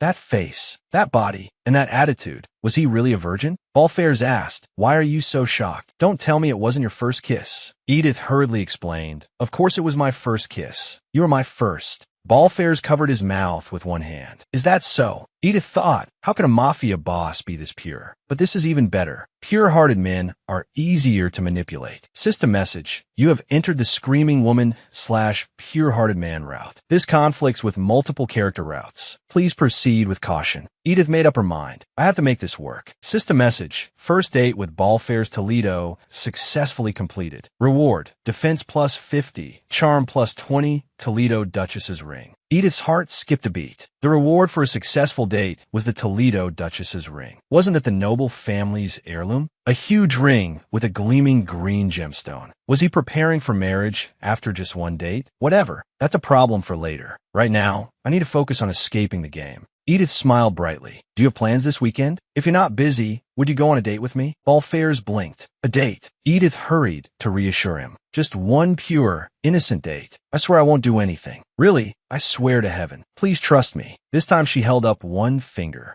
Ballfairs fell silent for a moment. Then he held out his pinky and hooked it with Edith's. Smiling, Edith said, "Then see you this weekend." Ballfairs let go of her hand. "It's late. I'll take you home." Where do you live? Edith's heart tightened. Someone's picking me up today. Ballfair's pressed. Who? Edith explained. Just an older man I know. Ballfair sounded slightly displeased. Looks like you have quite a few male friends. Edith hurriedly said, he really is just a friend. Ballfair said quietly, all right then. Edith waved goodbye. I'm leaving then. Ballfairs silently watched her retreating figure, lightly brushing his lips with his fingers as if deep in thought. Edith leaned on the stair railing. With a deep sigh, she thought, Edith is a classic villainous target. It's normal for him to hate her. But I have to find out why Ballfairs hates the Abina family so much. The door burst open violently. Ballfairs stuck his head in. Busy. A blond man looked up. He was Ballfairs' assistant, Majorca. Yes, boss. It's absolutely insane today. The place is packed. You're going to make a fortune. Ballfairs ordered. Since you have time, go escort that lady. Majorca complained. I just said I'm busy. And lately, the one seeing her is you. Shouldn't you be the one to escort her personally? Ballfairs gave him a chilling smile. What exactly did I say when I hired you? Majorca shudarat. I'll go right away. Ballfairs added, and while you're at it, find out who's picking her up. Majorca turned around. Just observe. Ballfairs' voice turned cold. Probably not, but if he's more handsome than me, you know what to do.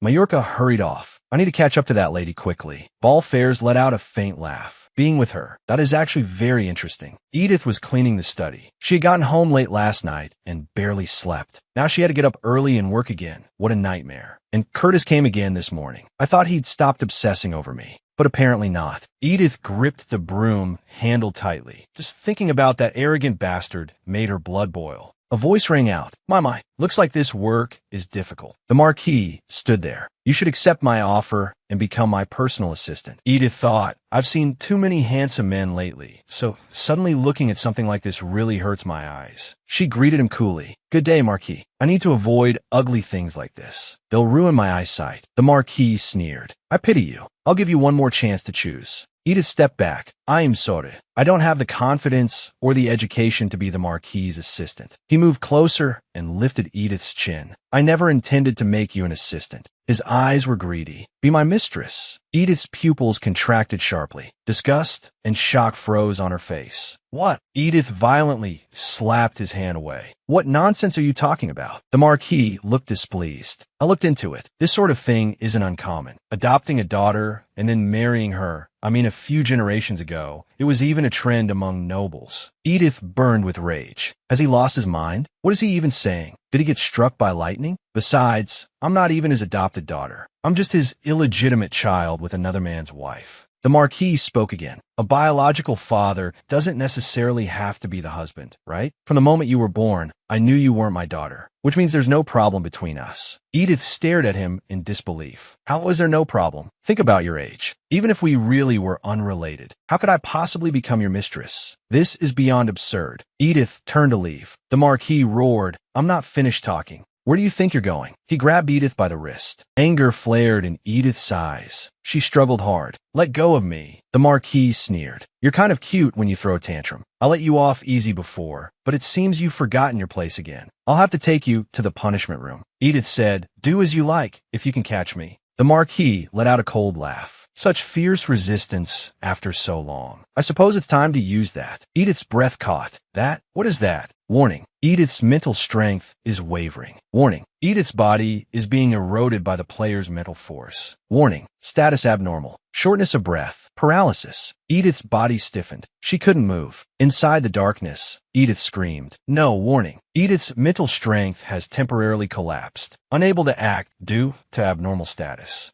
The Marquis reached toward her. Edith broke down inside. Someone save me. A voice rang out. Marquis. The Marquis froze. Curtis stood in the doorway, expression cold. Oh, you're here. I heard from the butler that you were here, so I came. The Marquis forced himself to stay composed. You're here about business with the Grand Ducal House, aren't you? This is almost over. You won't need to come to the Marquis' estate so often anymore. Curtis's gaze passed over him and landed on the limp Edith. He spoke slowly. Then, Marquis, what exactly are you doing right now? The Marquis flew into a rage. Why are you asking that? I'm merely disciplining my disobedient daughter. He continued roaring. You know perfectly well how bad her temper is. I have to correct her properly before it's too late. Curtis's gaze remained icy. But I heard you already expelled Edith from the house. The Marquis grabbed Edith by the shoulder. That was only to scare her and make her calm down. How could I truly drive out the child I raised with my own hands? He turned to Curtis, plastering on a fake smile. You know very well how much I cherish Edith. Haven't I begged you countless times to marry her and make her your wife? If I didn't think of her as a daughter,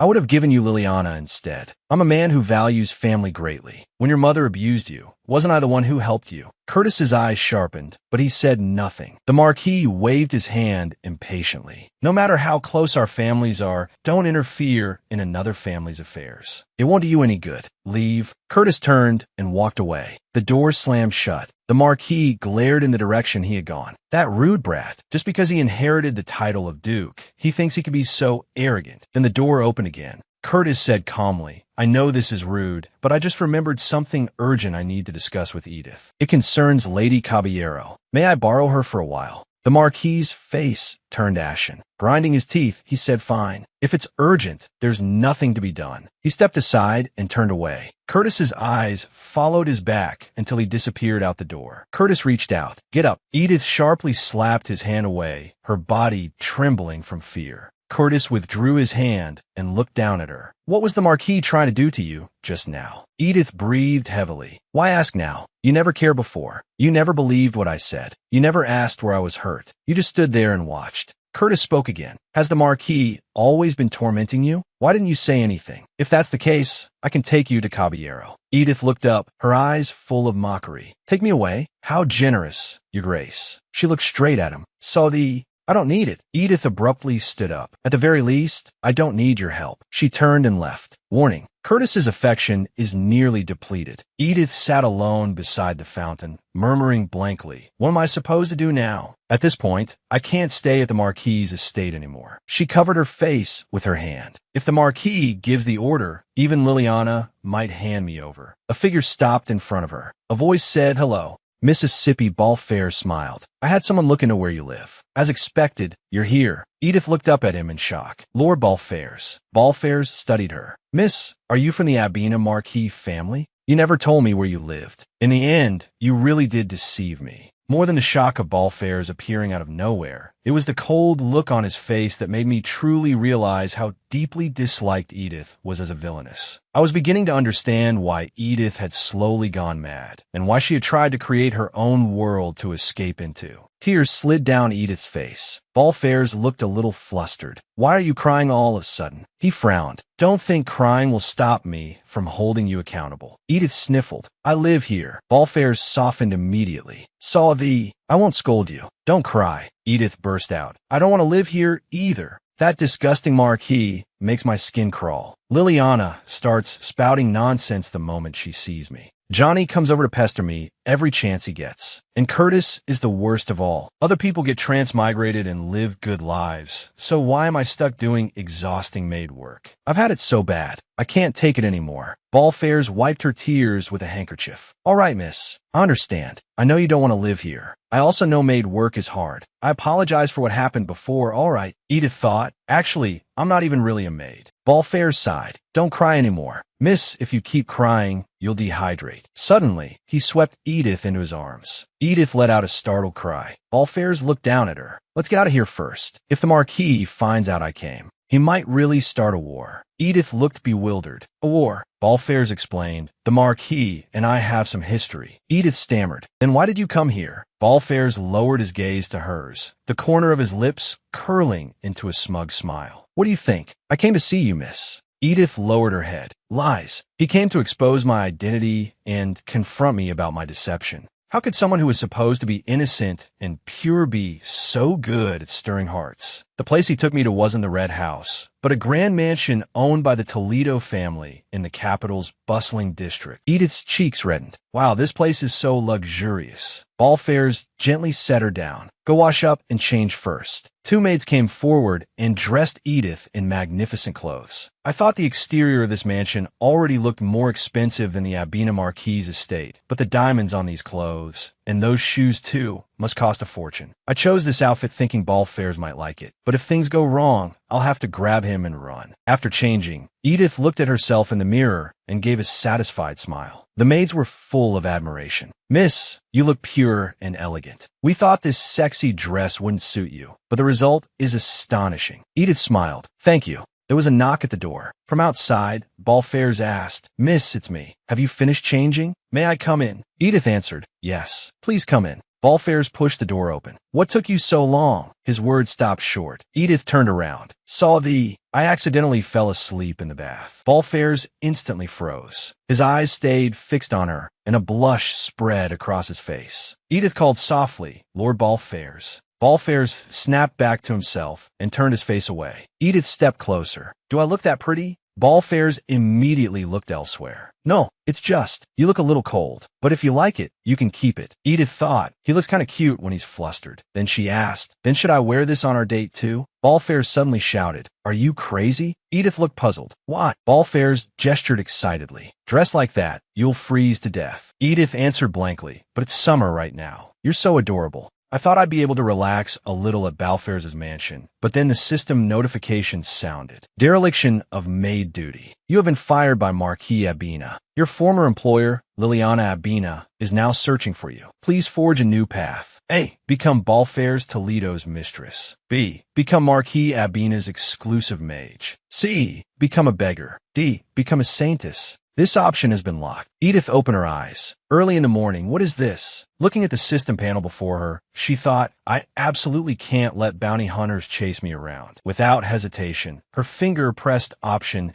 to become Ballfairs Toledo's mistress. The system notification sounded. As always, you have chosen the shameless mistress route. Occupation, mistress, level 1. Class bonus, appetite increase. Great, I'm finally free from maid life. Branch quest, the duties of a mistress. A woman who does not labor must still inherit the diligent spirit. Do housework in Ballfairs' mansion. This damn game really won't let me rest for even a moment. Failure, no penalty. Then I'll give it a try. A knock came from outside. Edith answered softly. Comaine, a maid entered. You're awake. Would you like me to prepare water for washing? Edith waved a hand. No need. Actually, is there anything I can help with? The maid blinked. Miss, you want to help? Edith explained, I used to be a maid. For certain reasons, I'm staying here now, but I feel bad eating and living here for free. Please let me help with some chores. The maid's cheeks reddened. Then could I ask you to do the laundry? Today happens to be the day the laundry gets sent out. Edith answered confidently. Of course. Laundry is what I do best. The sun was shining brightly, and under the blue sky, the mansion looked especially grand. Maybe I'm just fated to work myself to death. Edith rolled up her sleeves and skirt and stood in a wooden tub full of water, stomping hard on clothes. If I tire out my body, maybe my heart won't hurt so much. If only Edith's past could be washed away this easily too. In the game, her backstory was insignificant, an unnecessary setting. Why did it have to be written so cruelly? Whenever I remember that I once killed her for no reason too, my chest aches. Edith wiped the sweat from her brow. Don't think about depressing things. Just keep washing. Then a voice suddenly called out, Mississippi, are you an exhibitionist? Ballfairs strode over. Why are you always taking your clothes off in front of people? Edith turned around in shock. Who are you calling an exhibitionist? I only took some clothes off because it was hot, and I didn't know you were here. Ballfairs said, but why are you doing laundry here? Who told you to work? Edith answered, no one told me to. I was just bored. Ballfairs' tone softened. You can relax a little. He smiled gently. Working at the Marquis' house must have been hard. Edith's cheeks turned red. His sudden kindness made her heart race. Ballfairs asked, why are you smiling like that? Edith lowered her head. Because I'm happy. Ballfairs pressed. Why are you happy? Edith beamed brightly. Because of you, my lord. Ballfairs' heart jolted. Miss, you're far too bold. Edith looked confused. How was that bold? Ballfairs sighed. What if you get entangled with someone like me? Edith looked at him. What would be so bad about that? You're handsome, rich, and kind. Your profession may be a little suspicious, and you look a bit like a thug, but you even fit the pure-hearted virgin setting. Edith grabbed his hand. You're absolutely fine. please get entangled with me. Her foot slipped, and she lost her balance, falling backward. Balfairs went pale and lunged out a hand. Water splashed everywhere as the two of them fell into the tub together. Balfairs tightly shielded Edith's head. Edith apologized softly. I'm sorry. Balfairs let go. Inside, Edith cried out, that's not what I meant. Honestly, I'm really living up to my filthy title. What do I do now? I need to think of something. If I push too hard right now, this timid little herbivore might run away. Balfairs stood up. Then I'll be going. Edith shouted hurriedly. Balfairs immediately turned around. Miss, what's wrong? Edith frowned as if in pain. I think I twisted my ankle. Balfairs looked at her suspiciously. But your fall didn't look that bad. Edith defended herself. My bones are fragile. Balfairs sighed. Then you should eat more. Edith took the chance to grab his hand. Then, could you help me to the mansion entrance? Edith pleaded softly. Please. Balfairs asked back me. Edith tested him again. If you're busy, should I ask someone else? She pointed into the distance, where the vice captain happened to be passing by. Balfairs suddenly shouted, Are you crazy? At last he gave in. Fine. I'll take you myself. He helped Edith out of the tub, then urged, Come on. Why are you still standing there? Edith looked aggrieved. I need your arm to stay steady. Balfairs froze. He held out his arm, and Edith immediately hooked herself around it. A smile appeared on her face. Thank you. Come to think of it, I was trying to seduce Balfairs, but because I keep accidentally touching sensitive places, now even Edith's cheeks were burning hot, and her body felt warm too. Balfairs suddenly stopped. A trace of panic flickered in Edith's eyes. Did he notice? I wanted to take it slowly so I wouldn't scare him off. Balfairs suddenly crouched down, his back to her. Get on. Then he urged again, Come on. This is even better. Edith secretly rejoiced. Being this cute only makes me want to tease him more. She leaned close to Balfairs' ear. But I'm kind of wet. Your back will get soaked. Is that really okay? Balfairs turned his face slightly. It's fine. Get on. Edith climbed onto his back. Idiot. This is way more exciting than just leaning on him. She whispered. Balfairs, you'll get soaked too. What should we do? Balfairs gritted his teeth. I said it's fine. Edith brushed a hand over his chest. This part wasn't wet before, but now it is. What should we do? Balfairs clenched his jaw. I'm seriously going crazy. I have to endure. Edith suppressed a laugh. Should I push a little further? She spoke softly. Could you hold but a little tighter? Your grip is too loose. I'm afraid I'll fall. Balfairs hesitated. All right. His hands tightened, securely supporting her. Edith gave a satisfied little hum. Balfairs came to an abrupt halt. Coldly, he asked, Are you playing with me right now? Edith's expression froze. What? Balfairs' eyes sharpened. You're doing this on purpose, aren't you? Warning. Pure-hearted man Balfairs has begun to doubt scheming woman Edith's intentions. He deeply detests frivolous sexual temptation. Risk of failure in the pure-hearted man plan is increasing. Oh no, how is he completely unmoved by this level of seduction? Edith hurriedly explained, I think because I was grabbing onto you too tightly, I accidentally made a sound. Balfairs fell silent for a moment. I see. I thought you were doing it on purpose. Edith let out a breath. Thank you for carrying me back. By the way, have you ever done sports or anything? Your shoulders are really firm. Balfairs shook his head. Not really. Edith held his arm. Then why are they so solid? Your back is really toned too. Balfairs looked troubled. Miss, touching people so casually like this can give the wrong impression, even if you don't mean it that way. Edith immediately withdrew her hand. Did I make you uncomfortable? Balfairs hurriedly shook his head. That's not it. Then a voice called out. Edith. Curtis appeared before them, breaking the atmosphere between the two. A knight's duty is to protect and liberate his lady. A lady's duty is to respect the knight who protects her. Curtis was a conservative man. In his life, he had almost never gone against the duties assigned to him. Even Edith's unreasonable demands, he would fulfill them one by one, because he had once sworn to live as her knight. And only recently, Curtis had finally been legally freed from one duty heavier than any other. Then why is she standing with that man? Why does that smile surprise me so much? Why is she smiling like that? I stayed by her side for over 10 years, yet I never once saw that expression. Edith jolted. Your Grace. Curtis stiffened. She doesn't even call me Curtis anymore. Balfairs muttered. Your Grace? The Duke of Caballero, Curtis said coldly. If you truly understand what that title means, you should have lowered your head. Balfairs brushed his chin. I wasn't educated. Edith observed him. Even in front of the Duke, he didn't waver in the slightest. He claimed to be uneducated, yet he owned a magnificent mansion standing in the very heart of the imperial capital. Curtis clenched his fists. Who exactly is this man standing beside Edith? Edith stepped forward. Your Grace, why are you here? Curtis looked at Edith's swollen lips. How much suffering had her lips endured to become like that? Curtis's gaze hardened. I came to take you to the ducal residence. At the Duke's residence, you'll never have to suffer like this again. Edith's eyes widened in alarm. What? What do you mean by that? Balfairs stepped in front of her. I'm afraid that won't do. He looked directly at Curtis. I already have an appointment with this lady. Edith hurriedly grabbed Balfairs' arm. I'll just say a few words to him. I'll be right back. Balfairs frowned. Don't. Edith held her head in both hands. Why is everything always so troublesome? She grabbed Balfairs' arm. Just a moment. I'm really fine. The Duke is someone I knew back when I lived at the Marquis' estate. Balfairs sighed. He turned and walked toward the mansion. All right, I understand.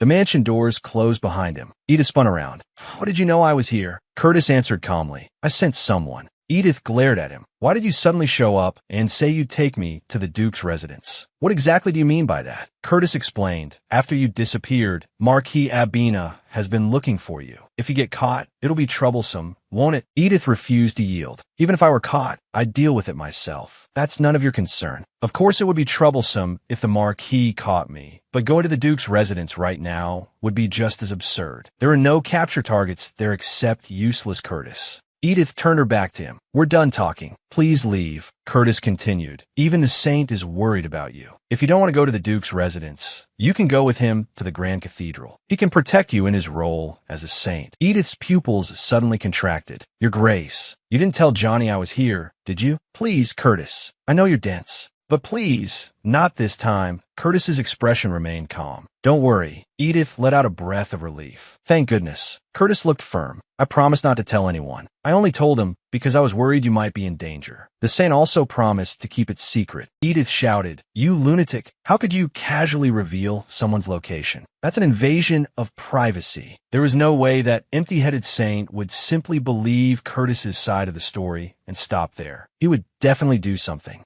Edith yelled, Enough. Go back. I'm never going to the Duke's residence. She turned and ran toward the mansion. I have to get back before Johnny does something to Balfairs. Curtis silently watched her go, his fist tightening slightly. A flash of purple light. Mission complete. Gather the regret of Curtis Easel. Reward. Victory plus 50. Charm plus 31. Curtis's affection gauge is now full. Title changed. Tragic heroine. Edith stared at the panel before her. This is bad. The affection gauge filled up all by itself. What the hell did that bastard Curtis do? Could it be something went wrong with Balfairs' route? I got a bad feeling about this. Edith rushed into the mansion. Lord Balfairs. Balfairs stood on the stairs. Mississippi, did your talk with the Duke go well? Edith let out a breath. Good. It looks like nothing's happened yet. She ran up the stairs. Yes, it went well. No trouble. Balfairs nodded. That's good. Edith thought, before anything else interferes, I need to finish my task with Balfairs first. She smiled. So, what about the date we promised each other? Balfairs cut her off. I'm afraid I can't date you now. Edith's smile froze. Why? Balfairs' gaze dropped to Edith's completely unharmed ankle. More importantly, your injured ankle seems to have healed already. Edith was momentarily speechless. Balfairs spoke slowly. I'm just an uneducated merchant, so I value trust very highly. Coldly, he called her by her full name. Edith Abina. A red light flashed. Mission failed. Balfairs turned away. Mississippi. You really are a liar. Mission failed. Balfairs Toledo has rejected your date invitation. Balfairs affection -2. Charm decreased. Edith reached out in panic. Lord Balfairs, wait. Balfairs sharply slapped her hand away. Edith lowered her head. I am sorry. I didn't mean to deceive you from the start. Actually, at first I really did mean to deceive you. But I wasn't trying to hurt you. It's not like that. Balfairs asked back, isn't it? Edith thought back. I guess it is. Balfairs let out a short laugh. Leaning down close, he said, Miss, do I look like a joke to you? Was it fun to play with me? Edith quickly denied it. No, it wasn't fun. I never thought you were a joke. Balfairs gave a cold snort. Right. I was stupidly happy because of you. That must have looked ridiculous from your point of view. Was life as a Marquis' daughter too comfortable? Were you so bored that you tied on an apron, pretended to be a maid, and tried to seduce some low-born man who works the night shift? Edith clenched her fists tightly. I never meant to hurt him like this. She lowered her head. I'm sorry for deceiving you, but it really wasn't because I was bored. Balfairs turned away. Get out. I don't want to see you again. And don't ever come to this house again. Edith rushed toward a carriage. Curtis was with me, so this had to be Johnny's doing. Damn woman, if I catch you, you're dead. She yanked the carriage door open. Johnny jumped. Edith climbed into the carriage. Was it you who told Lord Balfairs that I'm from the Abina family? Johnny looked blank. Who's Balfairs? Edith gestured furiously. Red hair, green eyes, bronze skin, huge chest muscles, amazing body, ridiculously handsome. Johnny suddenly understood, clasping his hands together, his eyes shining. You mean that man who looked a little improper? Yes, I told him your identity. I was worried he might do something improper to a young lady who was raised so innocently and purely. Edith could hardly believe it. So, because you were worried about me, you exposed my identity without permission? Johnny nodded. Yes, at least I wanted to scare him a little. Though I have no right to interfere, he looked far too dangerous. His clothes, his behavior, all of it. Edith suddenly realized these were originally the heroine's lines in Balfairs' route. The heroine misunderstands Balfairs as some delinquent and puts up emotional walls against him. And because Balfairs feels hurt by the rejection, he becomes even more persistent. But now there's no player controlling anything. So why would Johnny say these lines on his own? Edith's voice turned cold. Because of you, I lost the place I was staying. Johnny immediately suggested, then miss, come with me to the cathedral. Edith's voice held no warmth at all. And if I enter the cathedral, what role would I have there? Are you planning to make me your attendant? You say you were worried about an innocent young lady, yet you turned around and exposed her identity. And the place you prepared for her is, as the saint's maidservant. Back when I was still the player, there really was a route like that. Making Edith the saint's lifelong attendant was one of the many options for capturing Curtis. He must be wearing that innocent face while trying to ruin me completely. Johnny looked at her blankly. Miss, Edith suddenly grabbed him by the collar. Johnny screamed in terror. Miss, what are you doing? Edith raised her arm. This time, I'm not letting you off. The carriage shook violently. Johnny's cries came from inside. Help, miss, stop. Then the carriage door was suddenly yanked open. Curtis stared in shock at the scene inside. Edith, what are you doing? Edith slowly let go. Johnny collapsed weakly against the seat. Edith's voice was icy. Are you blind? Curtis was furious. Edith, you really are. Edith stepped barefoot out of the carriage. Curtis's voice was strained with anger. Why are you taking your anger out on the innocent saint? I don't even need to ask. It's because the saint is mine. Edith cut him off. Move. Of course, I couldn't possibly beat Curtis, the northern duke who stood over 6 feet tall. But he would never hit Edith, no matter what I did, because that was the kind of person he was. Edith prepared to leave. So annoying. Curtis grabbed her wrist. Where are you going? Edith violently shook off his hand and shouted, Don't touch me. Curtis said, Anyway, you have nowhere left to go now, don't you? Edith shot back coldly. What does that have to do with you? Who was it that ruined every place I could go? Who stripped me of my title as a duke's daughter and drove me out of the Marquis's estate? And who revealed my identity without permission and got me thrown out by Balfairs? The one behind all of this was you.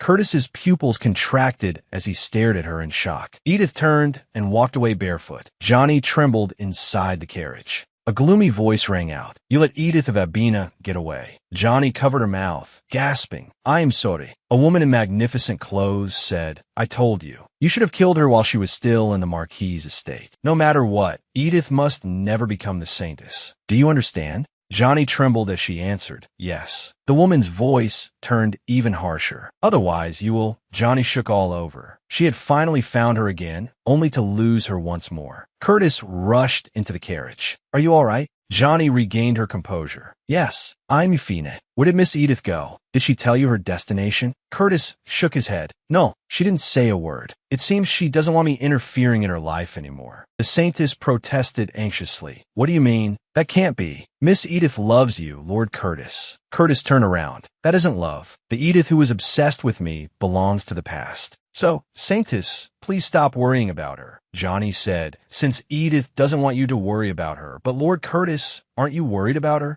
Curtis's gaze was firm. She's been smart and capable since she was little. She'll manage on her own. Johnny lowered her head and said nothing. Edith looked at the system window before her. Curtis's affection had increased. I thought treating him that rudely would make it go down. I never expected this. Is this that whole cold-hearted girl and regretful man trope or something? Curtis's affection, 52. But what's the point of Curtis's affection going up? The moment I possessed Edith's body, I successfully spent a night with Curtis. But I still couldn't escape this game. This won't do. Since I got kicked out by ball fairs, I should check what I have first. She opened her inventory. Didn't it say that if I filled the divine power bag, I could change my class to Saintus? Alright, because I never transferred the divine power into the vessel. The new class quest never unlocked. She stretched out a finger and lightly touched the divine power starlight, pouring it into the bag. A system notification sounded. Divine power bag full. You may now change your class to Saintus. Edith's pupils shifted slightly. Being a Saintus is still better than being dead weight, but I'm still carrying massive debt. Another system message popped up. You have been expelled from your workplace. A new quest has appeared. Please forge your new path. A. Runaway maid.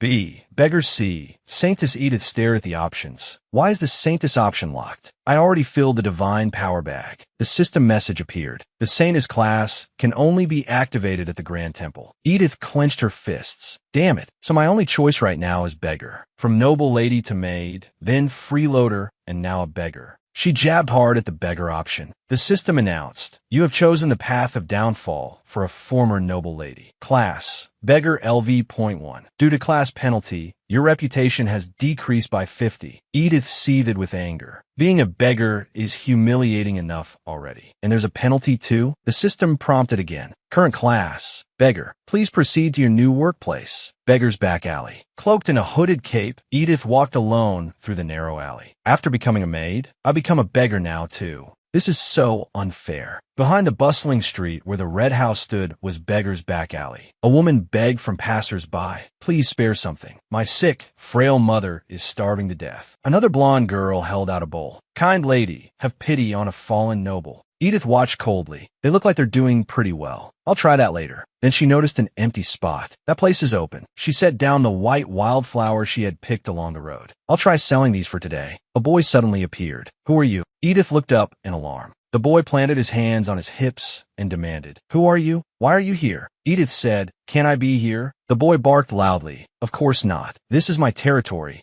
Edith was incredulous. There are territories, even for begging? The boy shoved her aside. That's right. This side is the kid's zone. The adult zone is over there. Edith cried out, I'm trying to sell these, don't. The boy kicked over her stall. Wildflowers scattered across the ground. You damn brat. Take your stuff and get lost. A system notification sounded. You are approaching Aslid von Bernhard. Find him within the marked area to increase the chance of triggering a hidden route. Edith's purple eyes narrowed slightly. Aslid? If it really is Aslid, then that means the Crown Prince. A romanceable character. But why would someone like him be in a back alley? A new quest popped up. For some reason, Aslid is wandering the back alleys. Find him before he falls into danger. If the quest fails, the hidden route will close. Failure penalty. Morality -50. Edith clicked her tongue. What kind of failed quest drops that much morality? But do I really need to care about morality? I'm not exactly a moral role model. And I don't need morality points to romance Curtis anyway. Even so, she reached out and pressed accept. The system issued instructions. Search for Aslid. A glowing arrow appeared before Edith, pointing the way. She turned and followed it. I see. The closer I get to Aslid, the bigger this arrow gets. Edith's eyes lit up and a greedy smile spread across her face. The little boy who had chased her off stared at her in horror. Dear God, why did this lady suddenly go crazy? Edith didn't care in the slightest. I remember there really was a quest like this in this scenario. If I save the Crown Prince, I can get a huge amount of money. She sprinted after the arrow. Back then, this wasn't even a romance quest. It was just a hidden item quest. She stopped abruptly. This doesn't look like a place you can just walk into. The arrow pointed toward an even deeper, darker alley. Edith hesitated for a moment. No choice. I have to go in. She pulled her cloak tighter and stepped into the darkness.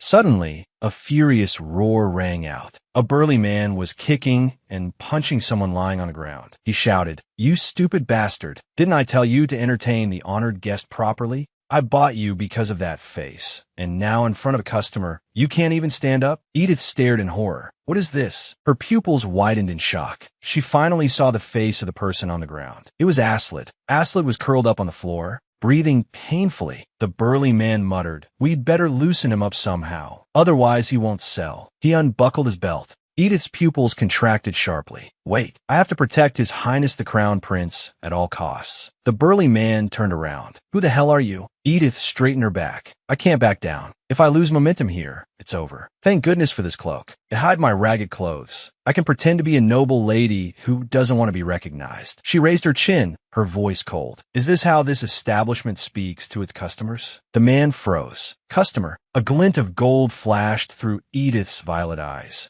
The burly man immediately bent low. My apologies. Very few guests come through the back entrance. I didn't recognize you. Edith replied coolly. It's my first time here. I got lost. The man said, then please allow me to escort you inside. Edith glanced at Aslet on the ground. What about that boy? He has a rather pretty face. The man explained, he's a new slave in the shop, but he can't satisfy your needs. No matter what we try, not even the drugs work. He can't stand up at all. Edith cut him off coldly. I don't care. I don't need him to stand. A lewd smile of sudden understanding spread across the burly man's face. Ah, so that's your preference. He immediately nodded and bowed. Understood. We'll prepare him and send him to your room. Edith looked down at Aslet on the floor. He hung his head weakly and said nothing. The man led Edith to a shabby room. Please wait a moment. He took out a bottle. This is your wine. Our establishment requires payment in advance. Edith looked at the cheap liquor. Even ball fairs wouldn't touch whiskey this cheap. So this isn't some secret gathering place for nobles at all. She looked up at the burly man. How much is this wine? The man named the price. 100 resos. Edith gave a cold laugh. I'll give you 1,000. Take this garbage away and bring me a bottle that's at least Illis quality. The man stammered in shock. 1,000 resos? He immediately switched to a more obsequious expression. Of course. Would you like me to move you to a better room as well? Edith said coolly, that's more like it. I hate cramped rooms like this. The man's eyes lit up. We just renovated a special suite with a raised platform. I'll take you there right away. Edith glanced at her funds. 5 resos. She calculated inwardly. I'll find a way somehow. The burly man led her into a luxurious suite, then turned and whispered to a subordinate. She's an important guest. Treat her well. A system notification chimed. Quest complete. Congratulations. You have found Aslet. You are now entering the hidden route. Sunshine Girl and the boy with PTSD. Reward, charm plus 50. Morality plus 50. Aslet affection plus 5. Aslet knelt on the carpet, trembling all over. Edith sat on the sofa across from him, calmly watching. She asked softly, what's your name? Aslet flinched violently. No name. Saw the... Edith's expression darkened. He's either been drugged or hypnotized. How did it end up like this? There was nothing like this in the original game. I never tried to romance Aslet, but because of his status, I saw him several times in the game. Across 10 playthroughs, Aslet was without exception the crown prince every time. In my memory, he was always somewhat arrogant, yet brimming with confidence. A textbook crown prince. And his hair color was different too. Whoever sold him here must have dyed it to hide his identity. He used to be the most handsome of all the romanceable characters. Seeing him like this is honestly depressing. Then a system notification sounded. A mission related to Sunshine Girl and Loyal Puppy Boy has appeared. Mission.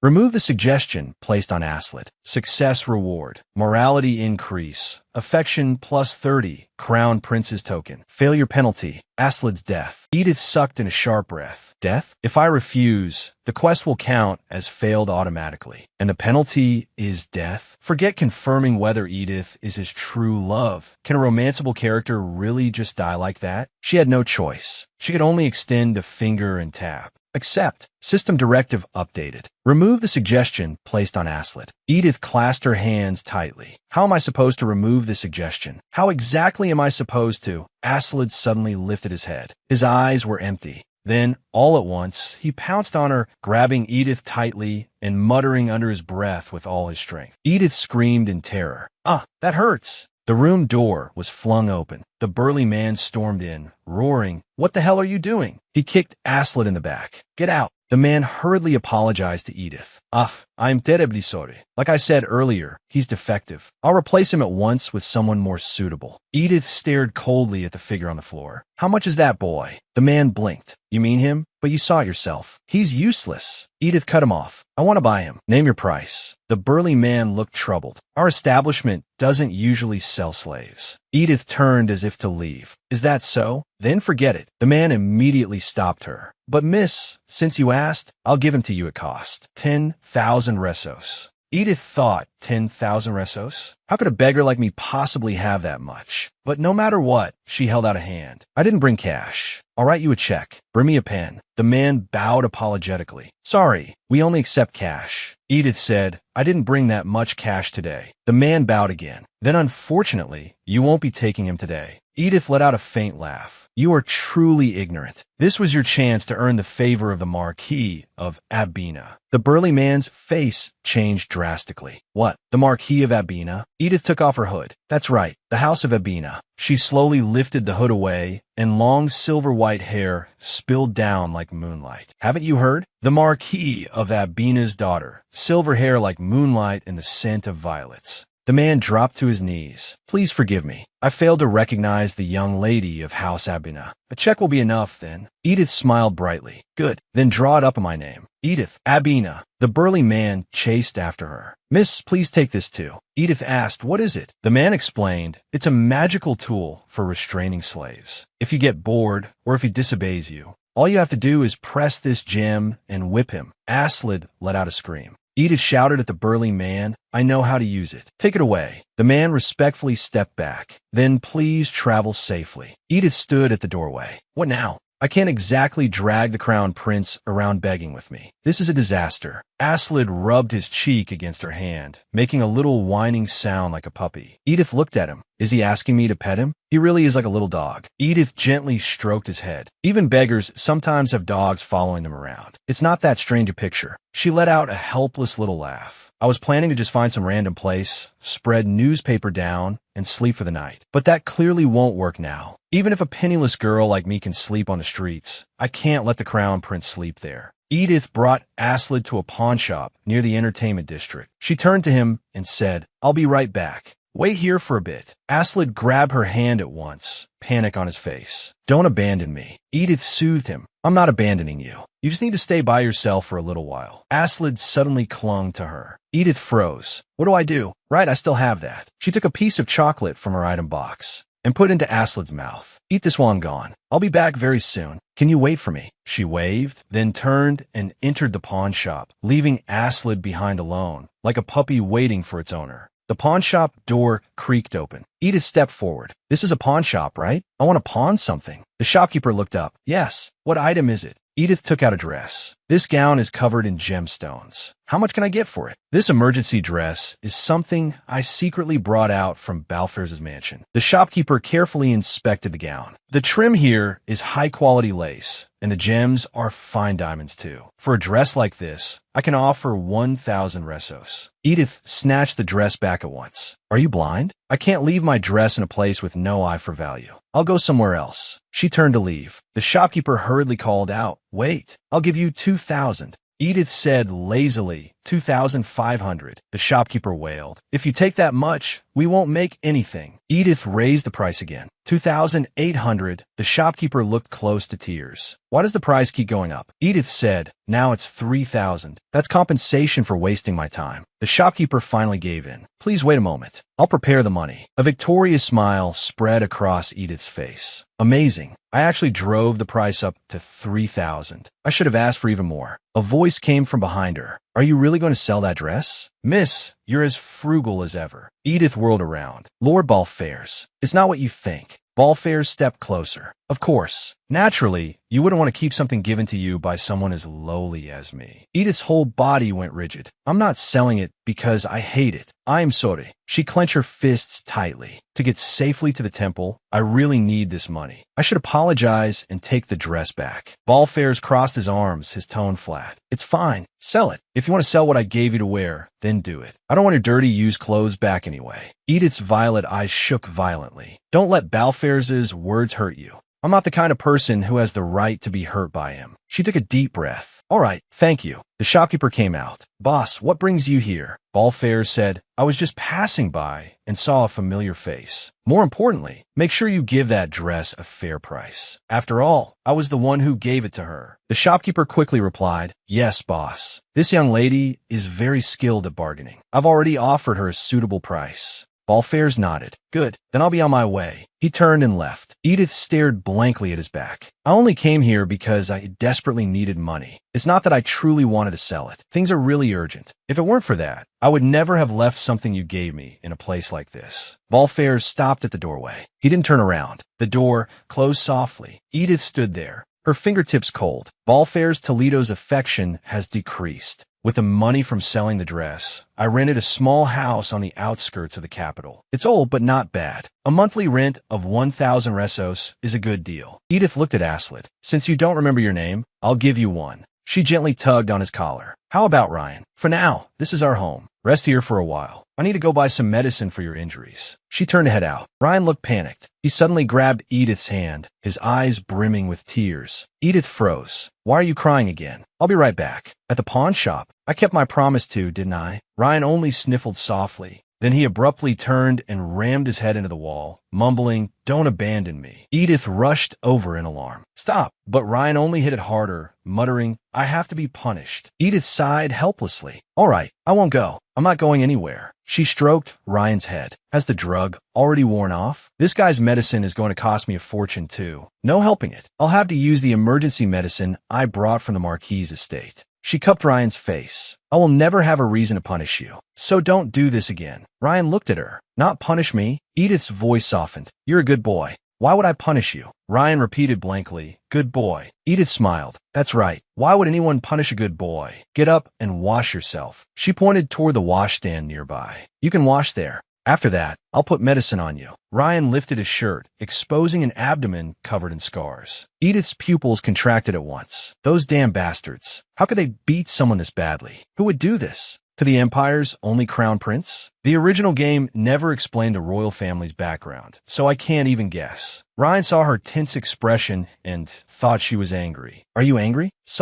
Edith pressed a hand to her forehead. I'm not angry at you, so you don't need to apologize. Ryan reached out and untied her cloak. Edith froze. Ryan, what are you doing? Ryan stammered, wash master. Edith hurriedly explained, I didn't mean wash me. I meant you should wash yourself. Ryan stubbornly repeated, master dirty. Edith suddenly paused. Maybe I can confirm something. Whether Aslid really is Edith Abina's destined love. Ryan leaned closer. Edith's breathing stopped. Wait, Ryan didn't stop. His tongue lightly licked across Edith's neck. Edith's cheeks turned red. What? Didn't it say he wouldn't react no matter what? This is insane. There's no way this should be possible. If it worked with Curtis, then maybe it would work with him too. Ryan looked up at her. I like your scent. Edith trembled. What the hell? What kind of upbringing did this kid have? Can I really do something like this? With someone who's out his mind? She cried out, Ryan, wait. When I said wash, that's not what I meant. I meant actually wash clean. Ryan was silent for a moment, then stubbornly repeated, I'll help you wash. Edith's reason was crumbling. I just wanted to check whether Aslid is Edith's true love. Suddenly, a glaring red warning box exploded before her eyes. Warning. If you have relations with Ryan while he is under suggestion, the tragic second male lead route will be destroyed. Continue? Edith gritted her teeth. This is insane. If the route is destroyed, the penalty is Ryan's death. I absolutely can't do that. Ryan looked at her in alarm. Are you angry? Edith turned her face away. No, I'm not angry. At least not at you. She turned on the faucet. Water rushed out. You just need to get clean. You don't have to do this to me. Come here, Ryan. I'll wash you myself. As she wiped Ryan's back, Edith thought, at this rate, my body's going to turn to stone. Just wait. Once I escape this game,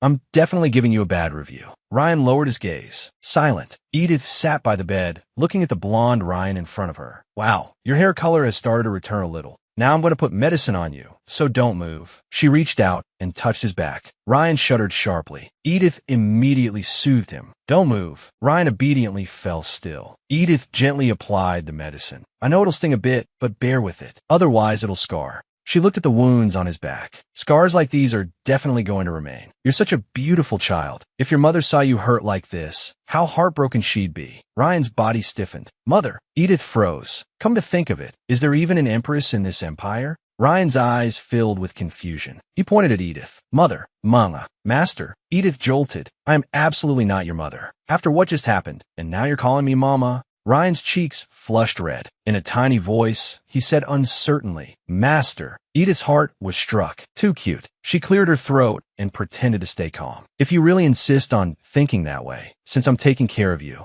you can call me Master." Ryan's eyes instantly brightened. A radiant smile bloomed across his face. "Master." A system message surfaced. Aslet has escaped abnormal status. Wounds are slowly beginning to heal. Suggestion removed. 10. Edith let out a breath of relief. Thank goodness. I was worried about what I'd do if the suggestion didn't lift. Looks like all he needs is proper food and sleep. The problem is, he's so cute. What if I actually start falling for him? Ryan buried his face in Edith's chest and rubbed against her lightly. Once the suggestion is gone, he'll turn back into that arrogant crown prince. He'll never stay by my side like a pet. Edith shook her head. The suggestion has only just started to lift. I can't think like that. She smiled and said, "Ryan, let's eat." She looked at the window in front of her. I already gave him all the chocolate. There should still be some potatoes left over from when I was a maid. Suddenly, someone knocked at the door. Edith stiffened. Who is it? A visitor looking for the previous owner of this house? Her heart started pounding. Did the Marquis find me already? She clutched her collar tightly. I just moved here. There's no way he found me this quickly. She tried to calm herself down. If I don't open the door, they'll eventually go away. A harder pounding came from outside. Miss Edith. Edith's eyes widened in shock. Wait, that voice.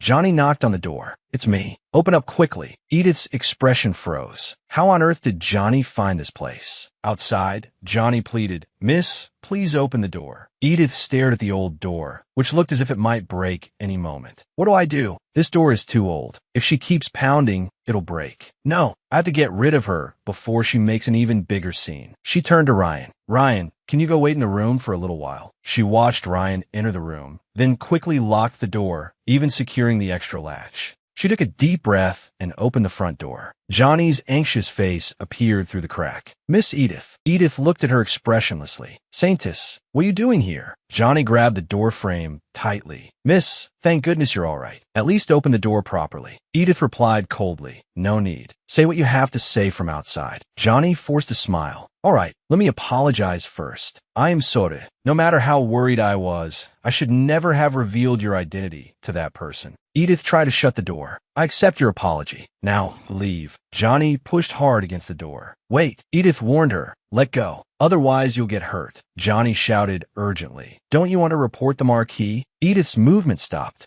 Johnny's voice came through the crack. I know about all the filthy things he did to you. I can stand before the temple and testify for you. Edith's gaze sharpened. How do you know what the Marquis did to me? Johnny's voice held a trace of panic. Lord Curtis told me. Edith gave a contemptuous laugh. He really can't keep his mouth shut. I'll deal with the Marquis myself. I don't need your help. Please go back, Saintess. Johnny pushed against the door again. I bear responsibility for your situation. I have to help. Edith cursed under her breath. Damn it. She slammed her fist against the door. Johnny cried out in pain, but she still didn't let go. Miss, this time there's real danger. The Marquis of Abena is nearby. I saw him flying into a rage over the debt you left behind. Edith's body went rigid. What? A system warning box flashed. The Marquis of Abena is approaching. If captured, Edith Abena's mental strength will collapse. Edith covered her mouth, trembling in fear. He really is nearby. What do I do? Where can I run? Johnny tried to reassure her through the door crack. Don't worry, Mississippi. I can stop the Marquis from finding you.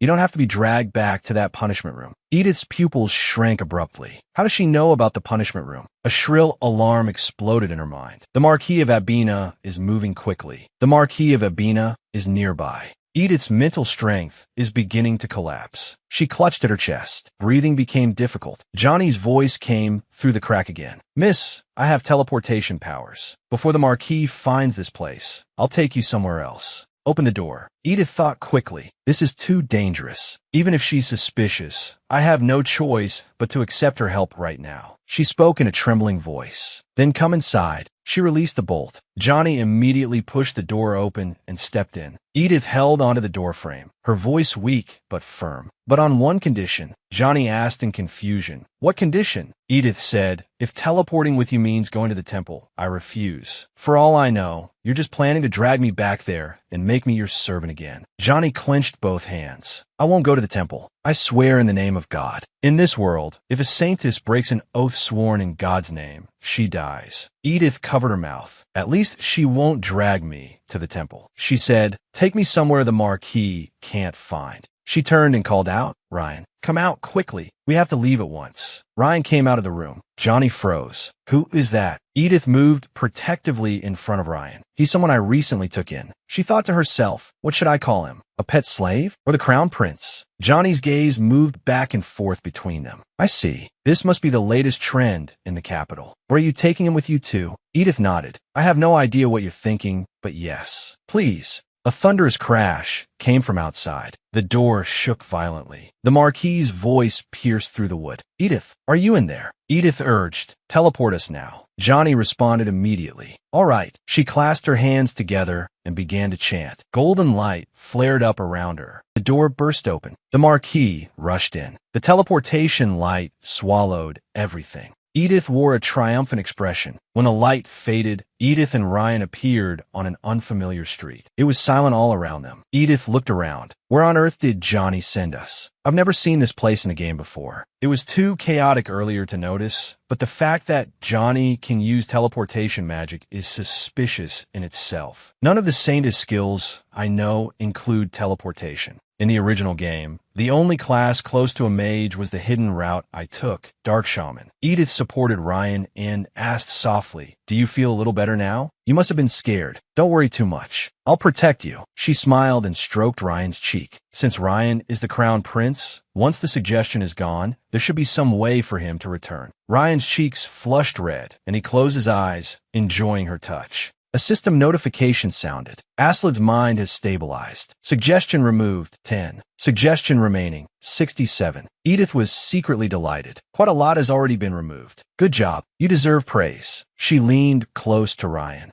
and lightly kissed him on the cheek. The system notification sounded again. Aslid's mind is stabilized. Suggestion removed, 2. Suggestion remaining, 65. So a kiss on the cheek removes suggestion? Then would a kiss on the lips remove even more? Edith cupped Ryan's face and kissed his lips. A prompt appeared. Aslid's mind is stabilized. Suggestion removed, 5. Suggestion remaining, 57. Looks like it won't go down any further this way. A woman suddenly appeared and shouted at them, don't do that out in the street. Go get a room. Edith hurriedly apologized. By the way, is there any nearby? The woman blinked. So you really were planning to get a room? She sighed. Then come with me. I happened to run an inn. Edith relaxed. Thank you. The woman led them forward. You two look like outsiders. What wind blew you here? Edith answered vaguely. It just happened. I don't even know where this place is. The innkeeper explained. You really don't know? This is the kingdom of Shalma, bordering the Alfheim Empire. Many races live together here. Unlike those hypocritical imperials, slavery is legal here and quite common. But at least slaves are treated humanely, so don't think it's strange. All right,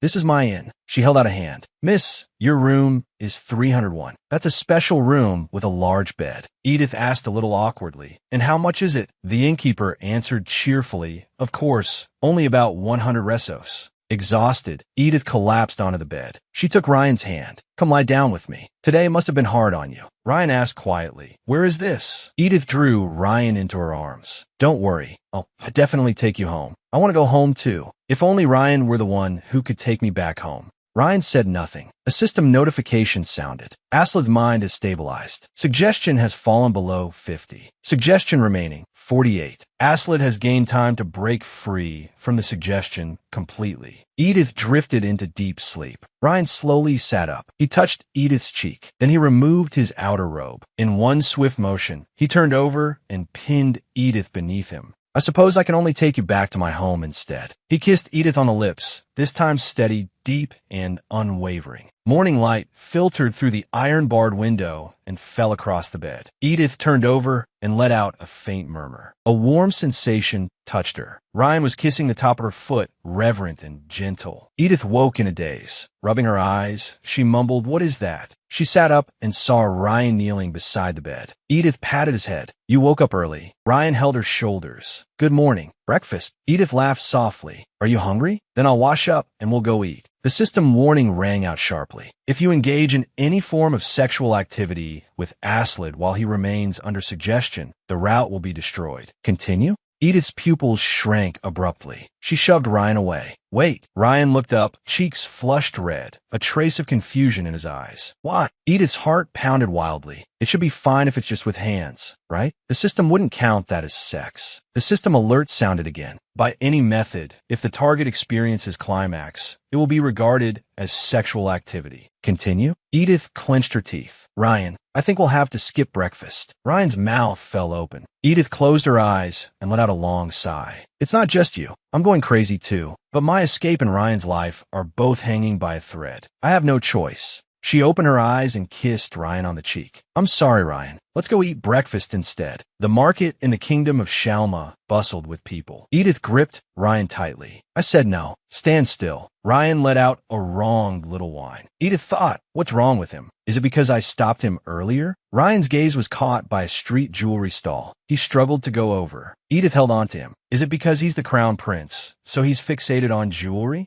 Edith sighed. Fine, then let's look at this stall. If there's something you want, pick one. Since he wants it that badly, I'll buy one. Ryan leaned over the stall, eyes shining. He picked up a necklace and held it in his palm. Edith asked, do you want that one? Ryan nodded vigorously. Edith turned to the vendor. Excuse me, how much is this? The vendor pressed his hands together and smiled pleasantly. When asking the price, please use a lovely greeting. Edith blinked. Was I too rude? She quickly corrected herself. Hello, how much is this necklace? The vendor smiled even more brightly. A lovely greeting, dear customer. Edith's mouth twitched. What does he mean, a lovely greeting? She took Ryan's hand. Let's go somewhere else. Ryan held onto the necklace, looking pitiful. Edith took a deep breath. She clasped her hands and forced out the sweetest smile she could manage. Hello, thank you very much for selling such lovely items. May I ask what the price of this necklace is? The vendor placed a finger to his lips. Please ask the price in a whisper. Edith stared. This isn't some secret shop. Then she looked up and saw the sign, private shop. So it really is a secret shop. She lowered her voice stiffly. How much is this necklace? The vendor replied quietly. 100 resos, dear customer. Edith cried out, that's too expensive. It looks mass-produced. Please make it cheaper. The vendor looked hurt. Mass-produced? How rude to the seller. I personally dug this treasure out of the mine myself. I inspected it very carefully. Even the ore was amazed by me. Edith gave up arguing. Fine, I understand. Please give me the necklace. The vendor accepted the money. Please come again. Edith handed the necklace to Ryan. Here, your necklace. Ryan looked at her. Edith froze. Good heavens. He still remembers my name. Ryan put the necklace around her neck. Edith blinked. So you wanted to give it to me? I thought you were going to wear it yourself. She hugged Ryan. Thank you. I'm the one who paid for it. So why am I this touched? You must be hungry. Shall we get something to eat? A shadow brushed past her. Edith instinctively reached for the money pouch at her waist. It was gone. Her pupils contracted sharply. A thief. She pointed at the fleeing figure. Ryan, catch that person. No matter what, you have to catch him. Ryan shot forward like a bolt of lightning. In an instant, he lunged out. Edith panicked. That was all the money we had. Ryan grabbed the thief by the arm. The thief struggled. Damn it. Let go of me. Ryan held on tightly. Give it back. Edith came running up, out of breath. Ryan, good job. The thief shamelessly turned it around on them. Are you this bastard's owner? He broke my arm. How are you going to take responsibility? Edith stared at him in disbelief. You thief. You're filthy, diseased, and a menace, and you still dare to spew nonsense? Your arm is obviously fine. Get lost before I call the guards. The thief narrowed his eyes. Guards? He let out a sneer. There are no guards in Sharma. Here, nobles can commit crimes openly. You're not from around here, are you? Seeing you drag around a slave all day, I thought you were a noble from the kingdom. No wonder your purse was so light. He shoved the money pouch back into Edith's hand. It's illegal for foreigners to own slaves. Want me to report you and collect a reward? Edith froze. What? Didn't you just say there were no guards here? The thief turned to leave. There are no guards here, but there are private soldiers of slave traders everywhere. A foreigner slave is the same as a slave with no owner. A hand suddenly shot out. It grabbed the thief by the collar. You rat. Finally caught you. The thief was slammed hard to the ground. He let out a muffled groan. Damn it. 2 men closed in. To make sure you never run again, I'll cut off all 4 of your limbs. He looked at Edith. What is it? Just standing there watching, noble lady? Edith paused. Because of Ryan, everyone thought I was some noblewoman. He went on. Or maybe, do you have something to do with this man? Edith's heart tightened. If the thief exposed me as a foreigner, then Ryan was an illegal slave. The thief stayed silent. The man waved impatiently. If not, then stop blocking the way and get lost. Edith nodded. Right. She watched the thief being taken away. What's going on? Why is he pretending not to know me? Dusk fell. Edith sat in a tavern. That man felt like he got caught because of me. She let out a sigh, propping her elbow on the table, looking dejected. A waitress came over. Miss, did something happen? You look down. Edith answered, I just saw a young man being dragged away by an old pig-faced bastard. The waitress asked curiously, was his skin dark and his eyes bright yellow? Then he must be one of the Tan tribe. The Tan are very hard to tame, so people are always trying to escape. They're beast folk. Only under the full moon do their ears and tails appear. They once lived freely in the Haben Mountains in the north of the kingdom of Sharma, but their king sold all his people to a neighboring country. That's why they became the hardest slaves to tame. Edith shuddered violently. A king sold all his subjects into slavery? I played this game 10 times, but I've never heard of anything like that. She asked urgently, then what happens if a runaway slave gets caught? The waitress answered flatly, usually they're brutally killed as a warning to the others. Edith pressed her fingertips to her lips. What do I do? If Ryan regains his senses, maybe we can save that slave. I feel awful. Let's try to find him first. But there are too many slaves here. It won't be easy. Edith stood up. Ryan, let's go out for a walk. If we can't find him, then I guess that's just his fate. The two of them entered the slave market. Edith's pupils shrank. It's him. A man was swinging a club, smashing it hard against the slave's body. This guy can really take a beating. Why not just sell him and buy a new one? Considering your build, go catch another obedient slave. Maybe then I'll let you off. The slave collapsed to the ground. Edith cried out. That man passed out. Wait, is he dead? A merchant came up to her. Are you here to buy a slave, miss? Don't mind that useless thing. Edith forced herself to stay calm. Yes. The merchant handed her a price list. Please have a look first. Edith was stunned. Why is it so expensive? Even if I spend all my money, I can only rent him for a week. But at least it would save his life. She made up her mind and pointed at the fallen slave. I want to rent him for 1 week. The merchant looked troubled. That guy is hard to handle. He'll probably run away. Edith's tone was firm. I still want to rent him. The merchant warned her. In that case, if he runs away, the responsibility is entirely yours. Are you sure? Edith didn't hesitate. Yes, I'm sure. The merchant grinned. Then I'll write down a week's rental fee. He crouched down and untied the rope around the slave's hands. Edith and Ryan supported him and left. A purple screen unfolded before Edith's eyes. Target character, Lucas, wandering in the kingdom of Sharma. Find him before he reaches the Grand Temple. Success reward. Lucas affection plus 20, charm plus 20, stamina plus 20, hidden Lucas route unlocked. Failure penalty, hidden Lucas route locked. Edith frowned. Isn't he the temple slave from the main story? Not a sex slave, but a slave who serves the gods. He wasn't supposed to appear until much later. Why is the system saying he's here now in a foreign land? Since there's no penalty for failing anyway, I'll accept it. Edith let out a terrified scream. Ryan, no. Put that person down. How can you throw someone out the window? Ryan looked innocent. Throw away. Throw away. Edith cried out. How could you do that in an instant? She hurriedly explained. If you throw him out, he'll die. She snatched the slave from Ryan's hands. Give him to me. Edith laid him on the floor. She crouched down. Not a single part of him is uninjured. At the very least, I need to put some medicine on him. The slave suddenly sat upright. He grabbed Edith by the wrist. Who are you exactly?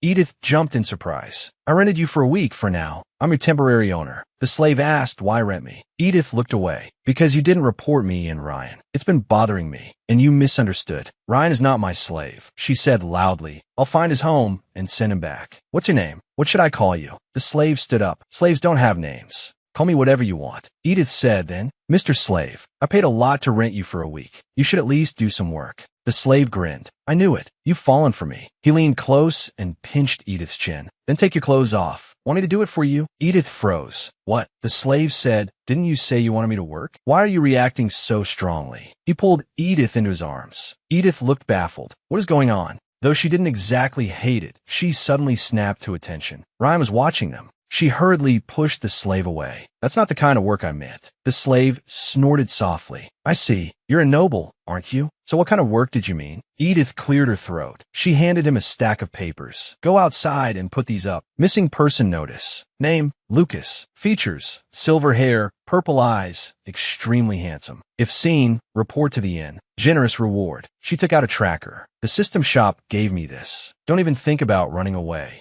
The slave took the notices. Even if I'm a slave, my mind is still free. Holding the flyers, he turned and left. Edith watched his back. He has the tracker, so he probably won't run. I'll let him go later. But not yet. Should I secretly follow him and see? She quietly followed after him and hid around a corner to spy. That guy had better post them evenly. The slave was putting up the flyers. Edith was a little surprised. He's already put them all up. If he catches me following him, he'll definitely be upset. I better go back first. She turned and hurried away. The slave returned to the inn. Mistress, I plastered them all over the nearby walls. Edith looked at him. He didn't seem to notice anything strange. She said, panting, good job. The slave's voice came. Mistress, why are you breathing like that? Edith hurriedly explained, I was exercising in the room, so I'm a little hot. The slave's tone carried a trace of suspicion. He glanced at Ryan on the bed. Didn't you say you wouldn't do anything with a slave? Edith was stunned. What are you even thinking? And I told you, Ryan is not my slave. The slave lightly rested his fingers on her shoulder.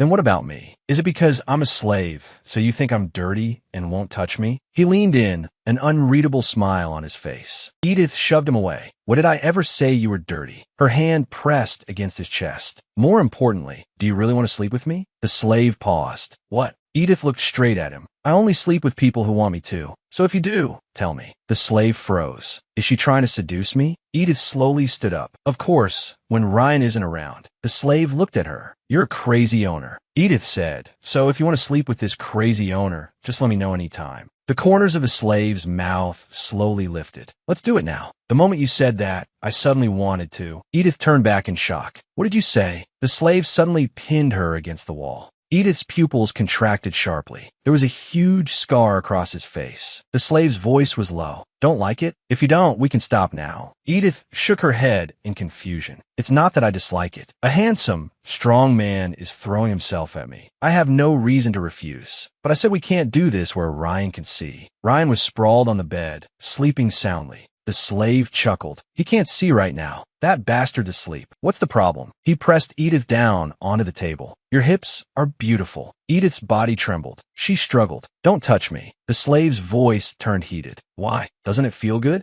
His voice went cold. Endure it. Edith let out a scream. The slave leaned close to her ear. If you make that kind of sound again, I might develop a taste for it. What do you want me to do, mistress? Say it yourself. Edith was trembling all over. He's the slave, but he's more used to giving orders than anyone. Ryan turned restlessly on the bed. Edith jolted awake. Ryan. She rushed to the bedside. Ryan, are you okay? Are you sick? She reached out and touched his forehead. He doesn't seem to have a fever. Could this be a side effect of the hypnosis? The slave stood nearby. That bastard is definitely doing this on purpose. Edith turned and ordered him, go to a nearby general store and buy some medicine for headaches or fever. The slave insisted, I told you, that bastard is faking it. Edith glared at him. Don't call Ryan a bastard. She urged him loudly. Go and come back quickly. The slave unwillingly pulled up his hood. Ryan stood by the window. There isn't a single thing I like about this country. He lowered his head. His eyes fell on Edith, asleep on the bed. Except this woman. He gently lifted Edith and laid her properly on the bed. That slave. Edith fell asleep, and he still hasn't come back. Did he run away? She couldn't be dreaming about that crude bastard, could she? I wouldn't even dare touch her without permission. He set Edith down on the bed. In such a short time, how many times did that bastard touch her? I can't leave behind any traces from scum like him. He hesitated. Should I do it or not? Just go in directly? That peaceful sleeping face was a complete mess from tears.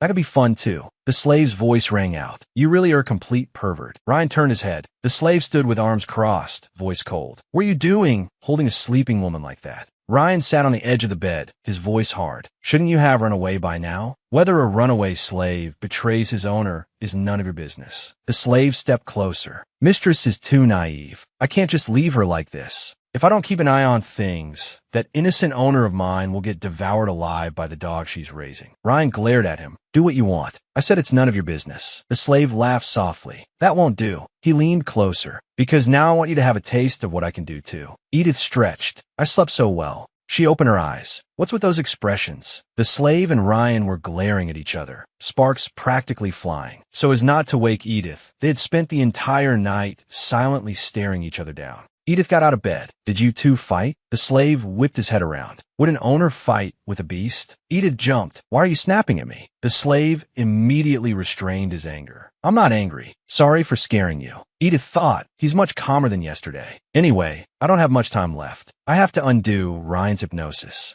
And I need to find Lucas. She walked over to Ryan and gently stroked his cheek. Ryan, are you feeling better? But I only know Lucas's name and appearance. How am I supposed to find him? A quest prompt appeared. Find Lucas. Once per day, you may check your distance from Lucas. Lucas is currently within a 1-kilometer radius. Edith gasped. 1 kilometer? That's really close. She sprang to her feet. I have to find him before he goes farther away. She ran for the door. If he's within 1 kilometer of the inn, then he should be in one of the nearby buildings. Edith rushed out of the inn, her eyes sweeping over the street. Lucas! She suddenly stopped. A rough voice rang out. Lucas, you lazy bastard. Why aren't you moving faster? A man was whipping another laborer. Move it. Everything has to be delivered by noon. The man being beaten panted heavily. Edith watched the scene. So, it's just a common name? The slave's voice sounded beside her. All male tuck slaves are called Lucas. In Samaya, Lucas means jackal. Edith whipped around. Really? That's not his real name? It's just what slaves are called. If I don't even know his real name, finding that Lucas will be like finding a needle in the desert. Maybe I should give up. Wait for the next mission. Suddenly, a commotion broke out. Edith and the slave turned toward the sound. A man was shoved violently to the ground. Edith was about to rush over. I have to stop him. The slave grabbed her arm. Where are you going? Edith struggled hard. Let me go.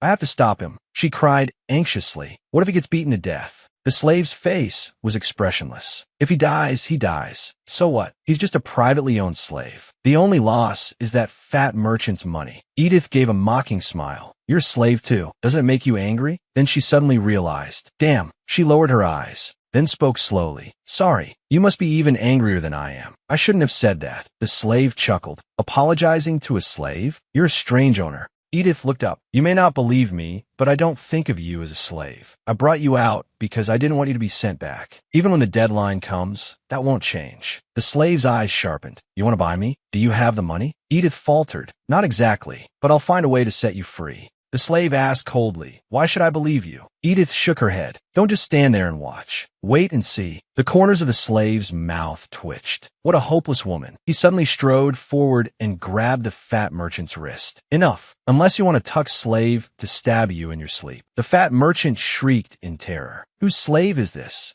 Killing intent flashed in the slave's eyes. You're a slave too, yet you're even more arrogant than your owner. The fat merchant panicked. Guards, guards, grab him. Edith shouted, let's go. She pulled up the slave on the ground. You come with us. The fat merchant roared behind them. My slave has escaped. Call the guards. The three of them ran into a secluded alley. The rescued slave stopped. You're really just letting me go like this? Without asking for anything in return? Tears welled in his eyes. Thank you. You even used a fighting slave to save me. I'll never forget this kindness. Edith waved her hand. It's okay. Go. Run as far as you can. The rescued man handed her a note. My name is Luke. If you ever pass by the eastern coastal village of Arunkas, please come find me there. Edith took the note. So besides Lucas, you have another name? Luke explained, yes. I wasn't originally a slave. My business failed, and I couldn't pay my debts. He looked at the slave. And thank you for saving me, too. He clasped the slave's hand tightly. The slave said coolly, you've already thanked my owner. Luke insisted, but I still wanted to thank you personally. Thank you for saving my life. He handed something over. It was a gift of thanks. Ordinarily, a slave's property belongs to the owner. I should have confiscated it, but I didn't want to take away his gratitude. I didn't expect it to cause trouble. A few mornings later, the man who was supposed to be returned had run away. Edith stared at the empty room. Damn it, today's the final deadline. I never expected Luke's gift to be a magic item that could block the tracker. All that was left on the table was a broken ankle shackle. Loud banging sounded at the door. Miss, are you in there? Edith whipped around. The slave trader is already here. The pounding grew louder. Mississippi Edith rushed to Ryan's bed. Ryan, wake up. It's only at 3 now. It'll wear off by the end of today. Sorry, but you need to hide. Edith yanked open the wardrobe. If they find out that man escaped, they'll take Ryan first. She shoved Ryan into the wardrobe, just for a little while. If Ryan's hypnosis wears off, maybe he can save me. Edith instructed him, until I call you, don't come out no matter what. No matter what you hear outside, don't make a sound. Bear with it a little. I'll open the door soon. Okay? The wardrobe door slowly closed. Ryan stood alone in the darkness. Edith looked at the shut doors. Ryan's hypnosis will wear off today. They probably won't check the wardrobe, right? She took a deep breath and opened the room door. So early in the morning. What is it? The slave trader stood outside. Today's the day you're supposed to return the slave. I've come to take back what's mine. He craned his neck to look inside. Miss, where's my slave? Edith tried to close the door. Come back this afternoon. I've just sent him out on an errand. The slave trader's expression darkened. What kind of joke is this? Don't try to fool a professional. You should at least honor the return date. He shoved the door open by force. Entering the room was forbidden, but his footsteps echoed inside. Edith shouted angrily, you can't just barge in here. A cold sneer curled on the slave trader's lips. He shook the ankle shackle in his hand. This is what you used to let him escape, isn't it? Edith's pupils constricted sharply. Underground beneath the slave market, Edith was thrown hard to the floor. The slave trader looked down at her and laughed obscenely. What a ridiculous woman. Have you no instinct for self-preservation? You dare to let my slave go. He grabbed Edith by the hair and forced her face up. You're lucky. You'll still sell for a good price. Maybe even more than that slave did. A greedy smile spread across his face. I think my new stock will arrive today. Edith struggled fiercely. Get away from me, you disgusting psycho bastard. The slave trader reached for Edith's collar. If you want to sell for a good price, you'd better behave. Shall I see whether your body is worth anything? A flash of resolve passed through Edith's eyes. I've caught the plague. If you don't want to die, don't touch me. The slave trader let out a lewd laugh. You think I can't see through your lies? Edith stared straight at him. Haven't you heard of the disease the Empire calls the Great Visitor? In the original game, Johnny had once used the Saint's power to cure a plague. If this world has the same setting, then he can't possibly not know about that plague. It killed countless people. The Empire called it the Great Visitor because of that. A trace of fear flashed through the slave trader's eyes. That's just the disease that gives people a fever and burns out their brains. He examined Edith closely. You don't even have blisters or a rash on you. Edith answered calmly. It's still in the incubation period. No blisters yet, but the spots have already appeared. She raised the corners of her mouth in a cold smile. Keep touching me, and you'll catch it too. If you want to shorten your life, go ahead. I never thought the marks that bastard left on me would come in handy. Edith continued, it's not yet past the return deadline. I sent him to do something. No matter what, as long as he's brought back before midnight, that's enough. Isn't it? The slave trader clenched his teeth. Fine, I'll wait until midnight. But if the slave still isn't back by then, I'll sell you the moment dawn breaks. Remember that. He turned to leave. You better hide those spots. If your price drops, you'll make up the difference. Edith let out a sigh of relief and slumped to the floor. A blond man appeared at the cell door. He was carrying bread and water. You probably haven't eaten anything. At least have this. He set the food on the ground. Edith only looked down at it in silence. The clock ticked on. Only 1 hour left. Damn that bastard. If you're gonna run, you could have at least left me some sign so I could run with you. Edith curled up in the corner of the cell. I hope Ryan comes to save me. The only way out now is for Ryan's hypnosis to wear off. It had already dropped to 3 before. It should be gone by now. You didn't leave me behind and run away alone, did you? She clutched at her clothes tightly. Footsteps came from far away, then stopped at the cell door. Edith looked up sharply, hope flickering in her eyes. Ryan, the blond man stood outside. Is Ryan your lover's name? Edith's hope died instantly. It's not midnight yet. The blond man pushed the door open. I know. I just thought you might be bored, so I came to keep you company. He glanced at the food on the floor. You've only had some water? The medicine should be taking effect soon. Do you feel anything strange? Like your body heating up or numbness lower down? Edith suddenly covered her mouth. Heat surged through her body. You put something in the water. Her vision began to blur.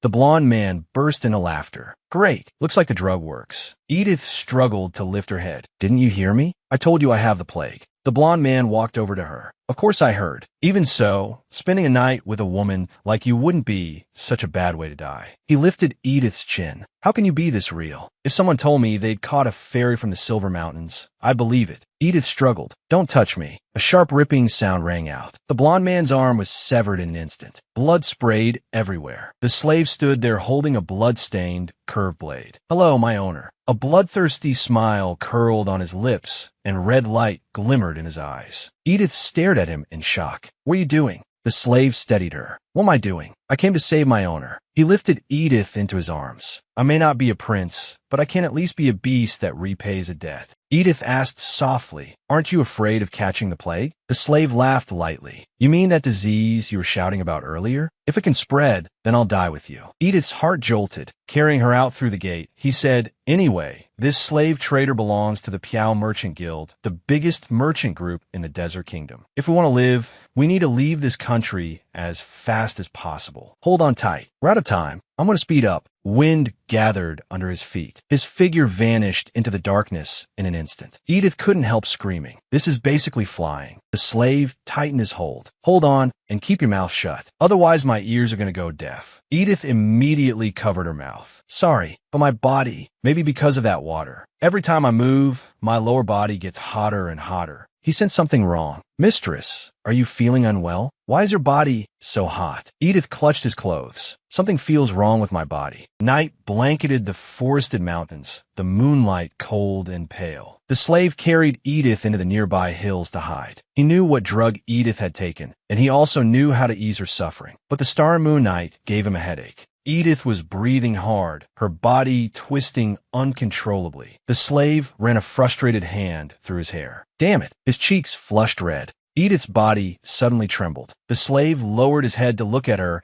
and asked softly, Mistress, can't you hold back anymore? Edith shivered all over. It's too painful. The slave clenched his teeth. He was almost losing control. He took a deep breath. Fine, I'll help you a little. He turned his face aside. Mistress, this is going to get you into serious trouble. Today really is a terrible day. He lowered his gaze to Edith. Mistress, do you like it when I enter you like this? Edith's reason collapsed completely. I like it. The slave said, this is your order, mistress, so you can't regret it. A wicked, enchanting smile curved his lips. Even if you do regret it, it won't help. If a tuck mates on the night of the new moon, a mark is left behind. Edith's trembling hand touched the slave's face, damp with sweat. You're so beautiful. That makes me a little worried. I'm afraid you'll die. Mistress, Edith's body suddenly convulsed, and she cried out. The slave said, a tuck can only imprint on one person in its lifetime. I am now truly your slave. Sunlight filtered through the leaves in dappled patches. The slave's hand brushed over Edith's forehead. Edith let out a soft sound and slowly opened her eyes. The slave smiled. You're awake. He pressed the back of his hand to Edith's forehead. Edith's gaze was a little unfocused. How could that lunatic make someone pass out? She slowly sat up and sucked in a sharp breath. My waist feels like it's about to break. The slave said, don't force yourself. Lie down a bit longer.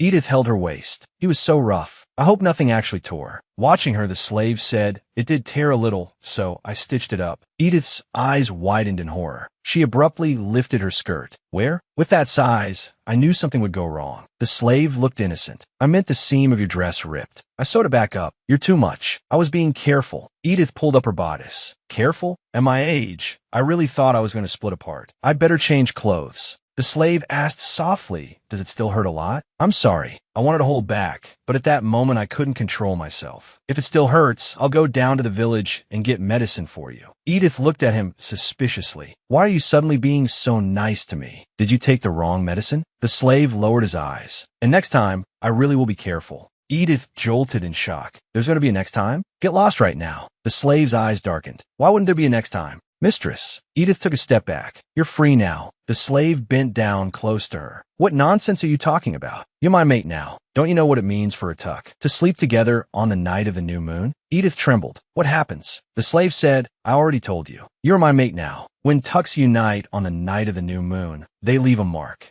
Even if you try to run away from me, you'll never escape. Even if you cross the continent by ship, I'll still find you. Edith stared at him in horror. What do you mean? The slave's voice was low and firm. You are my mate now, and a tuck never lets go of its mate. A system prompt sounded. Quest complete. Hidden route. Congratulations. Instead of finding the target character Lucas, you discovered your own Lucas. You have entered the hidden route, the obsessive male lead. Reward. Lucas affection plus 20, charm plus 20, stamina plus 20. Edith shouted, what kind of bullshit is this? This counts as completing the quest too? Lucas's fingers stroked her cheek. Anyway, mistress, now that you're awake, shall we do it again? Edith's body went rigid. A system warning popped up. Frequent intercourse with Curtis may result in death. In order to maintain health, please remain vigilant. Edith screamed in horror. System. The alarm sound turned sharp and shrill. Danger approaching. Evacuate immediately. Lucas kissed her neck. The system alarm blared. Edith's probability of death has increased. Cause severe physical exertion leading to stamina depletion. Wait. Does that mean I could literally die from sex? I'm not dying like that. Edith suddenly shoved Lucas away. Right? Where did Ryan go? Lucas looked away. How would I know? What's with that bastard? Who cares? Maybe he died in some corner. Edith said, don't say such terrifying things. Lucas's eyes darkened. I only want Mistress to look at me. I held back the urge to gouge out those beautiful eyes. So don't be angry anymore. You're even prettier when you're angry. It's harder for me to endure it. Edith looked devastated. System, did you mess up the keyword settings? This obsessive maniac is nothing like the one I know. A system prompt rang out. New quest, related to Aslid von Bernhard. Search for Aslid von Bernhard. You lost Aslid, whom you worked so hard to find. Use the Beast Tamer's ability to find him before the hypnosis wears off. Success reward. Charm plus 30. Aslid affection plus 20. Failure penalty. Charm minus 30. Aslid affection minus 20. And retaliation from the Crown Prince's guard. Edith shoved Lucas away. So the system knew all along that I'd lost Aslid. He's probably still hiding in the wardrobe. Oh no, he's been stuck like that all day. My poor child must be starving. I have to go find him right now. She sprang to her feet, leaving Lucas behind. Edith threw on a cloak. The slave trader might still be looking for me. I need to sneak him out quietly. The innkeeper was cleaning up and looked at Edith in shock. Miss, why are you not using the door? Edith froze. Seriously, why now of all times? Edith poked her head out the window and greeted her awkwardly. Hello, Mom. The innkeeper planted her hands on her hips. Where have you been? That merchant has been looking for you everywhere and causing a huge scene. Edith froze. She pointed at the empty wall. Where's the wardrobe that was here? The innkeeper explained the door wouldn't open and it looked broken, so we threw it out. Edith shrieked. You threw it out without checking inside? There was something very important in it. The innkeeper looked annoyed. We tried. The door just wouldn't open. Edith recalled her own words. Could it be because I told him not to come out until I said it was safe? She demanded loudly. Where did you throw it? The innkeeper sighed. This is what happens when you disappear without a word. A junk dealer nearby picked it up this morning. She grabbed Edith by the wrist. Anyway, miss, just stay right here. That merchant said to contact him as soon as you came back. He even promised a handsome reward. Lucas climbed in through the window. He knocked the innkeeper unconscious to the floor. Edith let out a sigh of relief. We need to find the junk dealer who took the wardrobe first. She and Lucas walked through the street in the night. Why is this junk dealer outside the town? I need to find Ryan quickly. Lucas's voice came from under his hood. Why are you trying so hard to find him? Is that slave really that important to you?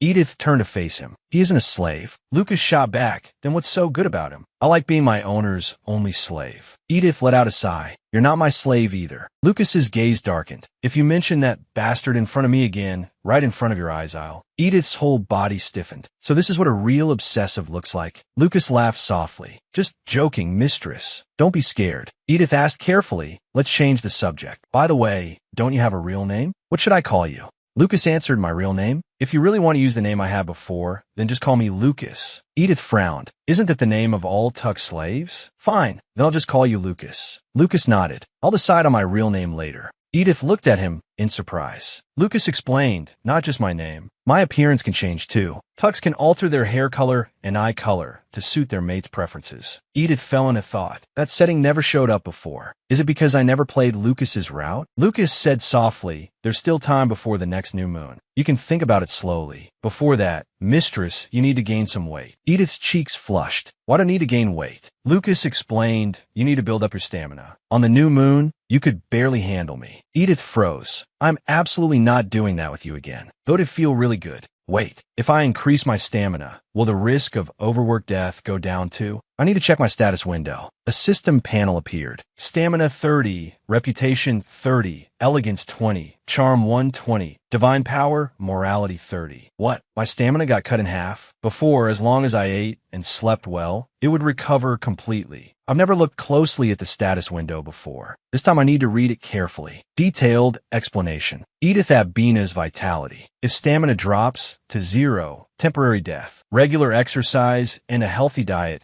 can increase maximum stamina. The higher the amount of food consumed, the more health and stamina improve. Guild members' evaluation of you. The better your relationship with them, the higher the value. Edith clenched her fist. Okay, I know how to become stronger now. I see. So that's why the death warning popped up after being with Lucas. And there's also divine power and morality. Divine power. If it reaches a certain threshold, obtain the title of true saintess. Morality reflects Edith Abina's humanity. If it reaches a certain threshold, lose qualification to become a saintess. True saintess? A title and disqualification both sound suspicious. I need to ask the assistant about it next time I see him. Lucas raised a hand and pointed. Mistress, that's the junk shop. A heap of discarded furniture was piled together. Edith hurried toward the junk dealer. Excuse me, did you happen to pick up a wardrobe from the inn this morning? The innkeeper said the door wouldn't open, so she sold it. The junk dealer thought for a moment. That heavy wardrobe? I threw it over there. I was going to smash it up all at once. Edith's heart sank. There's something very important inside. Can I take a look? The junk dealer nodded. It might be buried underneath. Go look for it yourself over there. The necklace on Edith's chest suddenly began to glow. A system prompt sounded. Among your possessions, there is an item related to the quest to find Aslid. The light gathered around the necklace. Item.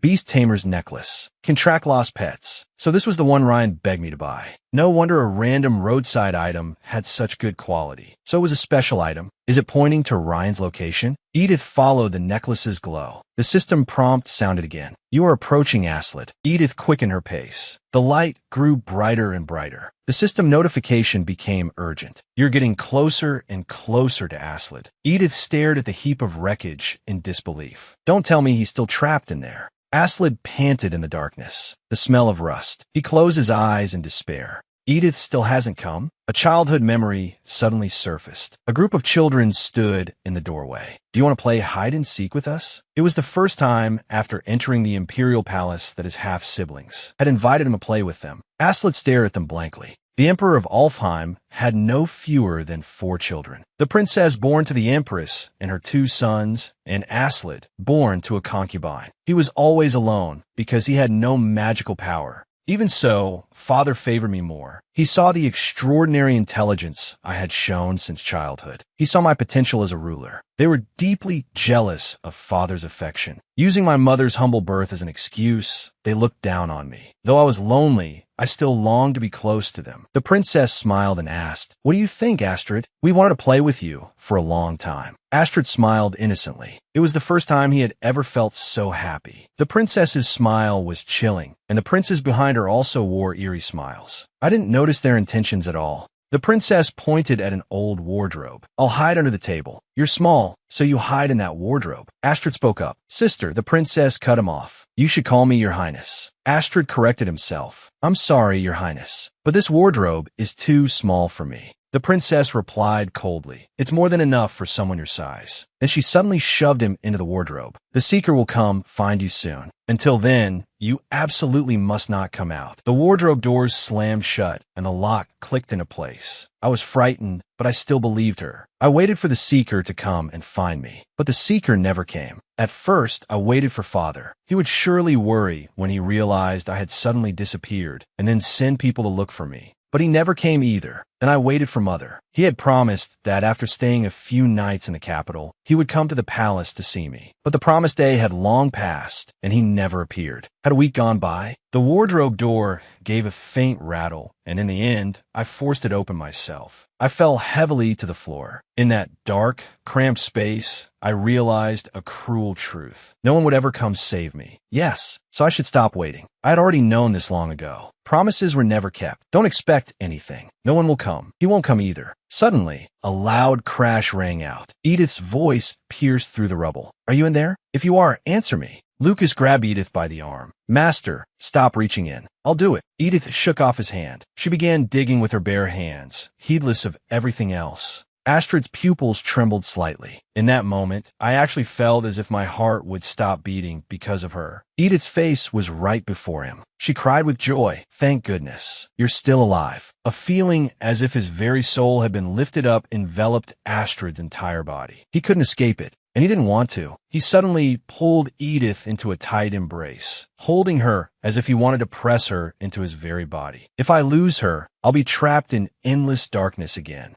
Edith quickly soothed him. Don't cry. You didn't do anything wrong. Why are you apologizing? Lucas crossed his arms. Don't hug him so tightly. You're going to crush him to death. Unbelievable that he didn't die in there. What a lucky life. He only knows how to act obedient in front of Master. Edith retorted, don't say that. Ryan is the cutest person in the world. Edith gently stroked Ryan's cheek. The hint removal rate was still at 1, but it refused to drop any further. I hadn't planned to take him to the temple in the first place, but since the hint still hasn't been cleared, he has no choice but to come with us. She turned to Lucas. Do you know the way from here to the temple? Lucas said, the one in Rodenheim territory? If we go from here, the Aber tunnel is the shortest route. Edith's eyes lit up. Then let's go there first. Abretanel, a long tunnel cutting through the mines, connecting Shamra and the Empire. Mine carts thundered along the rails. Edith looked around. It's much bigger than I imagined. Just owning a mineral vein like this would make you ridiculously rich, wouldn't it? A miner in a safety helmet suddenly appeared. Oh. Then he clasped his hands together, smiling brightly. Meeting you here, too? Edith looked puzzled. Who are you? The miner's smile grew even wider. If you want to ask who someone is, you should politely say hello first. Edith recognized him. You're that street vendor from before. What are you doing here? The miner blinked. Can't you tell? I'm mining,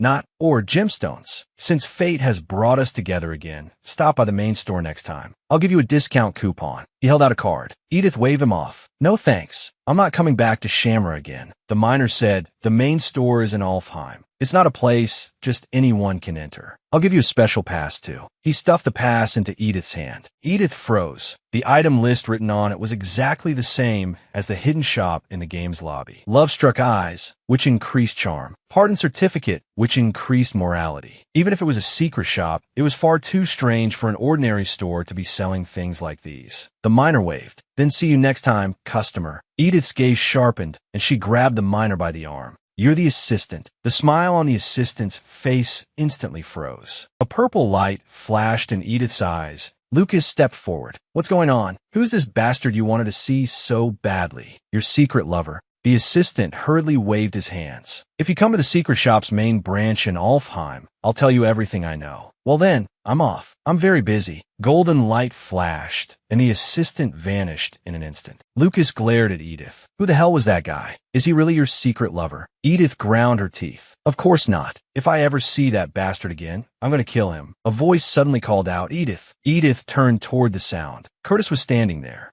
Edith looked at him. I was wondering who was shouting in the street. So it was you. Why are you here? Lucas asked. And who's this now? Edith stopped him. Wait. Curtis walked over. Edith looked at him. What brings your highness to the mines? Curtis said, there's something here I need to deal with. Edith looked at Curtis's affection level. Affection, 57. That was already in the ambiguous range. Curtis asked, what about you? What are you doing here? Wasn't your mind already closed? More importantly, where have you been all this time? Edith stared at him in shock. Wait, I want to mine? If I had something that good, you should have told me earlier. Curtis looked at her calmly. Did you forget because you were too young? When you were little, it produced a great many rubies. But now the vein is dried up, so it's been closed. He held out his hand. If you want, I can take you there. Edith turned her head. Lucas, Ryan, wait here for a bit. Where's Ryan? Lucas answered. He was hanging around the snack stalls just now. He's probably eating something. Edith pulled out a few gold coins from her pocket and put them into Lucas's hand. Find Ryan first, then use this to buy something to eat together. Lucas looked at the money in his hand. Jay, just this little? He bent down and kissed Edith on the forehead. Then, I'm off, master. His eyes instantly turned cold, staring fixedly at Curtis. Curtis clenched his fists. Have you taken another new slave? Edith shot him a cold glance. That's none of your highness's business, Curtis said. In that regard, you really never change. He took a deep breath. Follow me. He led Edith onward. It's around here. Edith looked around. Maybe because the vein had dried up, there was almost no one here. It felt desolate, but for some reason, as she touched the rough wall, she felt a strange sense of nostalgia. Curtis stopped in front of a door. It's here. Edith stepped forward. If this is my mine, I should be allowed to go in, right? Curtis said nothing. Edith put her hand on the doorknob. Curtis suddenly spoke. I made it clear to the Marquis that he was not to come looking for you. Edith looked up. Why? That must have been difficult to persuade him. Curtis said, even if there was a misunderstanding, the Marquis has no right to see you. Edith thought about it. When the Marquis explained things to Curtis, he had twisted the facts. Curtis said, didn't you say you wanted to leave Abinega? Edith nodded. Thank you. Edith's cheeks grew slightly red, and a faint, almost imperceptible softness appeared in her eyes. Maybe if you change your mind, you could still go to Caballero now. Johnny suddenly rushed over and tightly grabbed Curtis's arm. He greeted them warmly. Miss Edith is here too. Long time no see. Have you been well? Edith let out a cold laugh. Wherever Curtis was, Johnny was sure to be there too, but he seemed to have completely forgotten what had happened between us. I was transported to a strange place and went through unbearable suffering. Johnny continued. Did you also come with Curtis to see my investiture ceremony? Edith jolted in surprise. Investiture ceremony? Johnny could now naturally call Curtis by name. While I wandered around like a beggar, had their relationship already progressed this far? Johnny continued explaining. In the Empire, the ceremony where a knight swears himself to a saint is called an investiture ceremony. Sorry, investiture is such a difficult word, but the priest explained that the investiture ceremony of Saint's Knight